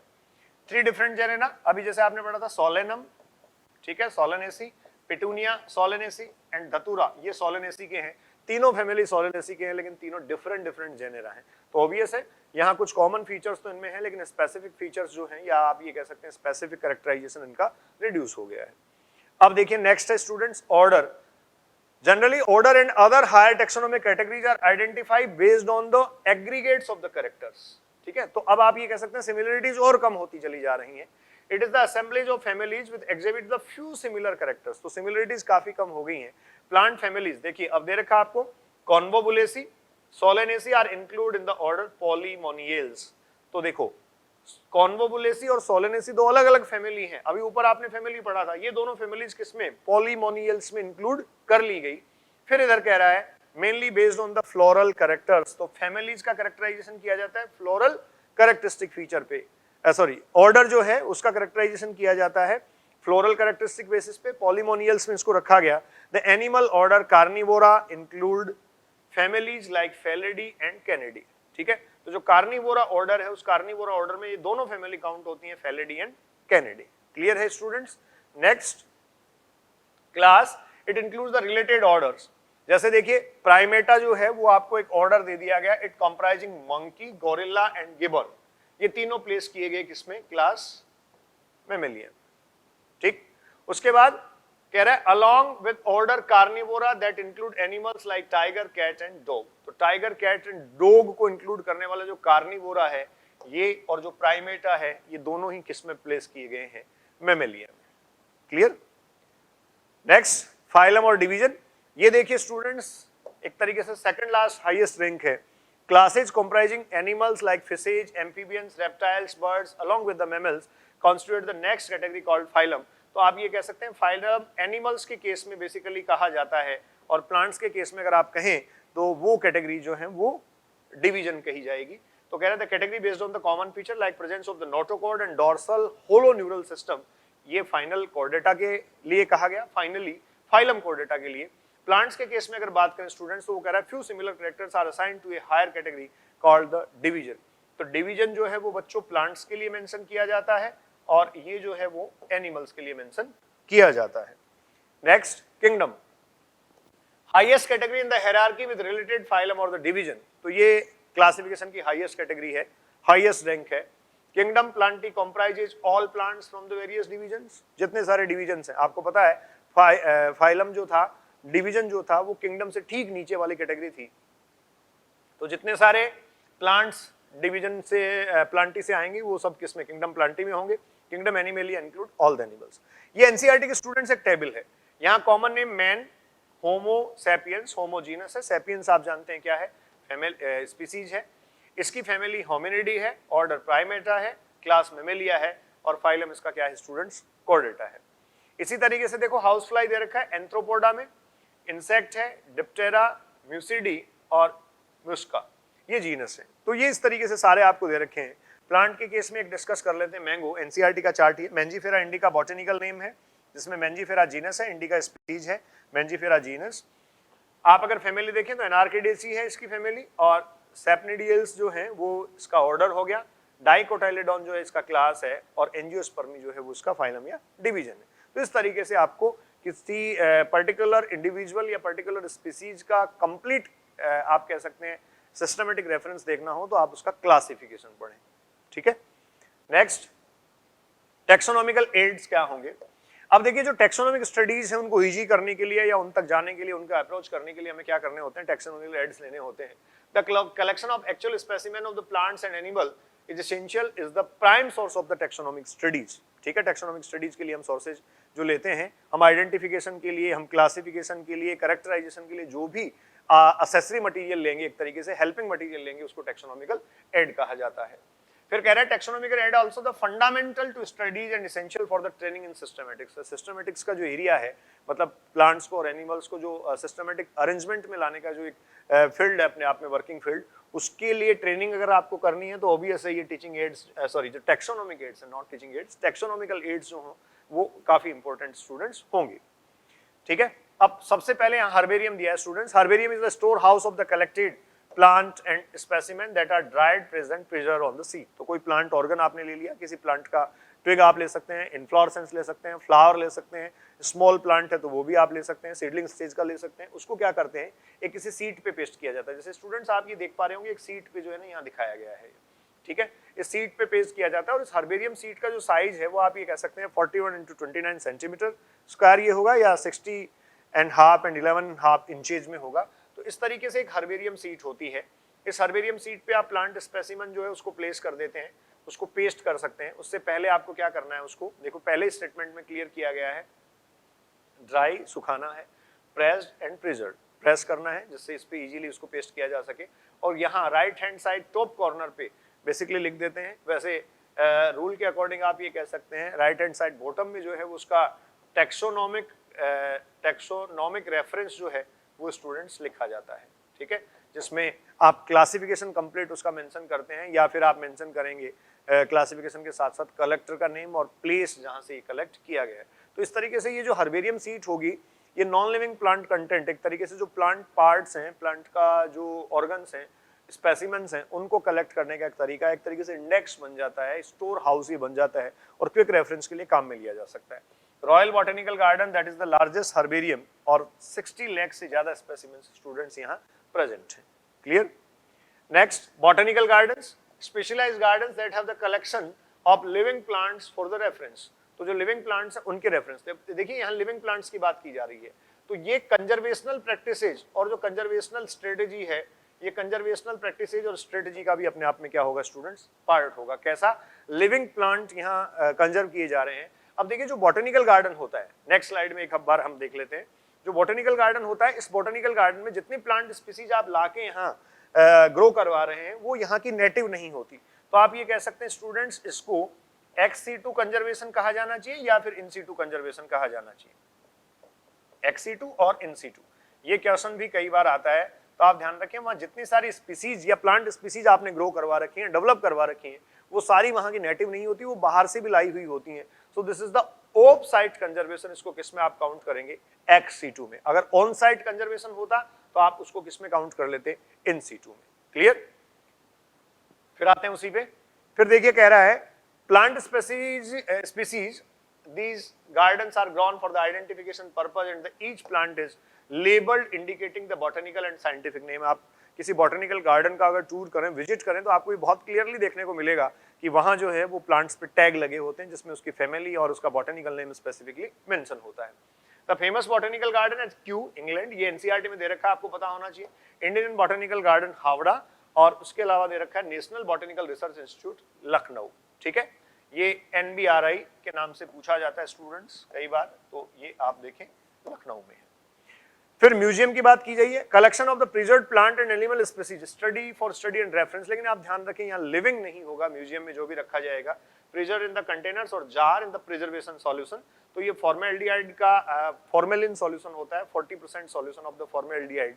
ठीक है, museums are prepared to preserve algae, fungi, mosses, ferns and the organs of the gymnosperms, जो भी है सबको रखा जा सकता है। लेकिन स्टूडेंट्स यहाँ ध्यान रखने की बात है, दे डिफर फ्रॉम पार्क्स, जो जोलॉजिकल पार्क्स हैं उनसे डिफर है, because non living objects displayed in the museum. Museum में ऑलवेज नॉन लिविंग ऑब्जेक्ट्स जो हैं उन्हीं को डिस्प्ले किया जाता है। जैसे आप अगर देखना चाहें तो ये म्यूजियम आप देख सकते हैं। इस म्यूजियम में जो एनिमल्स हैं, इन एनिमल्स के आप देखिए नॉन लिविंग ऑब्जेक्ट्स और मॉडल्स जो हैं वो डिस्प्ले किए गए हैं। This is the museum. So this is the specific taxonomical aid to study the taxonomy or the systematic position of the organism. Clear? Next, zoological parks. अब zoological park में आप कह रहे हैं जूज और zoological parks और gardens जो है वो अपने आप में protected area होते हैं, वहाँ wild animals को हम human care में रखते हैं, under human care, where wild animals are kept under human care. और ये जो है वो उन वाइल्ड एनिमल्स के जो फीडिंग हैबिट्स हैं वो क्या हैं, इसके अलावा उनका बिहेवियर है वो क्या है, इनका पता हमें चलता है। जैसे आप ये देख रहे हैं कि आप विजिट करने जाते हैं तो ये किसी पर्टिकुलर जो जोलॉजिकल पार्क है वहां से ऐसा शो किया गया है। ऑब्जेक्टिव्स इसके क्या है? Public exhibition to understand the wildlife, wildlife को समझने के लिए एक तरीके से पब्लिक एग्जीबिशन ये है। रिक्रिएशनल एक्टिविटी आप कर सकते हैं, एजुकेशनल एक्टिविटी है, ex-situ कंजर्वेशन। ध्यान रखें यहाँ जो जितने सारे एनिमल्स रखे गए, animals are kept under human care, तो ये इनका नेटिव हैबिटेट नहीं था, इसलिए स्टूडेंट्स ये जो कंजर्वेशनल प्रैक्टिस होगा वो कौन सा कंजर्वेशनल प्रैक्टिस होगा? ex-situ। उसके बाद breeding of the rare fauna, जैसे बहुत स्पीसीज जो है वो कंटिन्यूसली लॉसेज में जा रही हैं, वो एक्सटिंक्शन में जा रही हैं, तो जो रेयर फौना है, फौना इंडिकेट करता है किसी पर्टिकुलर एरिया के एनिमल्स को, तो आप जानते हैं उनके बीच वहां आप कंट्रोल्ड कंडीशंस में स्टूडेंट्स क्या करवा सकते हैं? ब्रीडिंग प्रोसेस करवा सकते हैं, जिससे जनरेशन आफ्टर जनरेशन उनकी कंटिन्यूटी मेंटेन रखी जा सके। क्लियर? नेक्स्ट की है, ये टैक्सोनॉमी की इंपॉर्टेंट है स्टूडेंट्स, जॉन रे ने प्रपोज किया ये भी। Keys are used for the identification for plants and animals based on the similarities and dissimilarity. जैसे किसी एक पर्टिकुलर कैरेक्टर को आपने ले लिया, प्लांट के केस में आप ये कहें हाइट, हाइट अपने आप में एक कैरेक्टर है, लेकिन उस हाइट के टू कॉन्ट्रास्टिंग फॉर्म हो सकते हैं। जो हाइट है, इस हाइट के कॉन्ट्रास्टिंग फॉर्म क्या हो सकते हैं बच्चों? मेंशन कर रहा हूं मैं, आप कहेंगे टाल हो सकता है और ड्वार्फ हो सकता है। तो कैरेक्टरिस्टिक फीचर तो सिंगल था, लेकिन उसके कॉन्ट्रास्टिंग फॉर्म है। अब किसी पर्टिकुलर ऑर्गेनिज्म को सिमिलरिटीज या उसको ऑब्जर्व करने के लिए सिमिलरिटीज और डिसिमिलरिटीज के बेसिस पे आप देखना चाहें तो कोई एक आप ये कह सकते हैं टैक्सोनॉमिक कैरेक्टर ले, these keys are based on the contrasting characters generally in a pair called couplet. तो टाल और ड्वार्फ जो है वो तो अपने आप में कपलेट को रिप्रेजेंट करता है। फिर कह रहा है ईच स्टेटमेंट इन की इज कॉल्ड लीड। जैसे मैं ये कहूं a plant is tall, the plant of wheat is too tall, तो ये अपने आप में किसको रिप्रेजेंट करेगा? लीड को रिप्रेजेंट करेगा। Separate taxonomic keys are required for each taxonomic category. तो ऐसा नहीं है कि आपने किसी स्पीसीज को आइडेंटिफाई करने के लिए हाइट का कैरेक्टरिस्टिक फीचर ले लिया तो फिर जीनस में भी आप वही लेंगे, ऐसा नहीं होता है। ठीक है? फिर कह रहा है keys are genetically generally analytical in nature. जो कीज हैं वो एनालिटिकल इन नेचर है, और ये कीज जो हैं वो अपने आप में स्पेसिफिकली रिप्रेजेंट करती हैं किसी पर्टिकुलर ऑर्गेनिज्म की स्पेसिफिक कॉन्ट्रास्टिंग कैरेक्टरिस्टिक फॉर्म को। तो ये एनालिटिकल है। क्यों एनालिटिकल है? आपने कहा कॉन्ट्रास्टिंग फॉर्म्स को ये रिप्रेजेंट करती हैं, तो ये अपने आप में बहुत इंपॉर्टेंट रेफरेंस रहा। ये स्टूडेंट्स लास्ट टैक्सोनॉमिक एड्स हैं जिसमें आप ये कहते हैं the complete listing and the description of plant growing in a particular area, इसको आप मैनुअल्स कहते हैं। मोनोग्राफ्स क्या होंगे? किसी पर्टिकुलर टैक्सॉन की आप ये कह सकते हैं इंफॉर्मेशन आपके पास होगी। ये स्पीसीज हो सकता है, मान लीजिए ये कोई क्लास हो सकता है, ये कोई इंडिविजुअल टैक्सॉन हो सकता है। और कैटलॉग में आप क्या करते हैं? अल्फाबेटिकल अरेंजमेंट जो है वो स्पीसीज का देखते हैं। तो यहाँ मैंने इसको रिप्रेजेंट भी किया है, एनसीईआरटी में ये टर्म्स लिखे हैं। फ्लोरा जो है वो किसी एक एरिया स्पेसिफिक के प्लांट्स को रिप्रेजेंट करता है। मैनुअल्स जो है वो स्टूडेंट्स रिप्रेजेंट करता है the listing, complete listing and description of the plants. Monograph जो है वो किसी एक टैक्सॉन को स्टूडेंट्स रिप्रेजेंट कर रहा है। और कैटलॉग जो है वो आप जानते हैं अल्फाबेटिकल अरेंजमेंट है, include the alphabetic arrangement of species describing their features. So ये मैनुअल्स, मोनोग्राफ्स और कैटलॉग है। क्लियर? तो ये स्टूडेंट्स आपके पास कंप्लीट फर्स्ट चैप्टर का डिस्क्रिप्शन रहा। पिछले करीब 1.5 घंटे में मैंने आपसे सारी बातें एनसीईआरटी के कंप्लीट एस्पेक्ट्स जो हैं उनको डिस्कस करते हुए आपको समराइज किया है। अब देखिए प्रीवियस ईयर्स एग्जाम क्वेश्चंस जो आए हुए हैं इस चैप्टर के, उनकी बात कर लेते हैं। ICBN, international code for botanical nomenclature. ठीक है? ये international code of botanical nomenclature आप इसको कह सकते हैं। ICBN जैसा आपने पढ़ा था इंटरनेशनल एजेंसीज हैं, और ये जो इंटरनेशनल एजेंसीज हैं ये नेमिंग के लिए या नॉमेनक्लेचर के लिए रिस्पॉन्सिबल है। ICBN, ICZN, ICNCP, इसके अलावा आपने पढ़ा था ICNB। नेक्स्ट है which of the following is not A correct statement. कौन सा करेक्ट स्टेटमेंट नहीं है? नीट 13 में बच्चों पूछा गया था। ये कह रहा है a museum has collection of the photographs of plants and animals. एक म्यूजियम में प्लांट्स और एनिमल्स जो है उनके फोटोग्राफ्स हो सकते हैं। Keys the taxonomic aid for identification of the specimens. Herbarium house have dried, pressed and preserved plant specimens. ठीक है। Botanical gardens have collection of the living plants for reference. ये भी ठीक है। तो अब आपको कौन सा एक करेक्ट नहीं है कि is the taxonomy guide for the identification of the specimen, ठीक है। A museum has collection of the photographs of plants and animals. तो यहां अगर आप स्पेसिफिकली देखेंगे तो आप स्टूडेंट्स ये कहेंगे, म्यूजियम अभी मैंने शो किया था जिसमें बेसिकली आप पिक्चर्स और जो मॉडल्स हैं वो एनिमल्स के केस में देखते हैं। हालांकि आप ये भी कह सकते हैं they also contain some specific, आप कहेंगे स्पेसिफिक स्पेसिमेंस जो किसी स्पेसिफिक सॉल्यूशन में जो है वो प्रिजर्व किए गए हैं, ठीक है। Next, the place where a plant lives is known as flora. Definitely कोई एक अपने आप में जियोग्राफिकल एरिया है। इस जियोग्राफिकल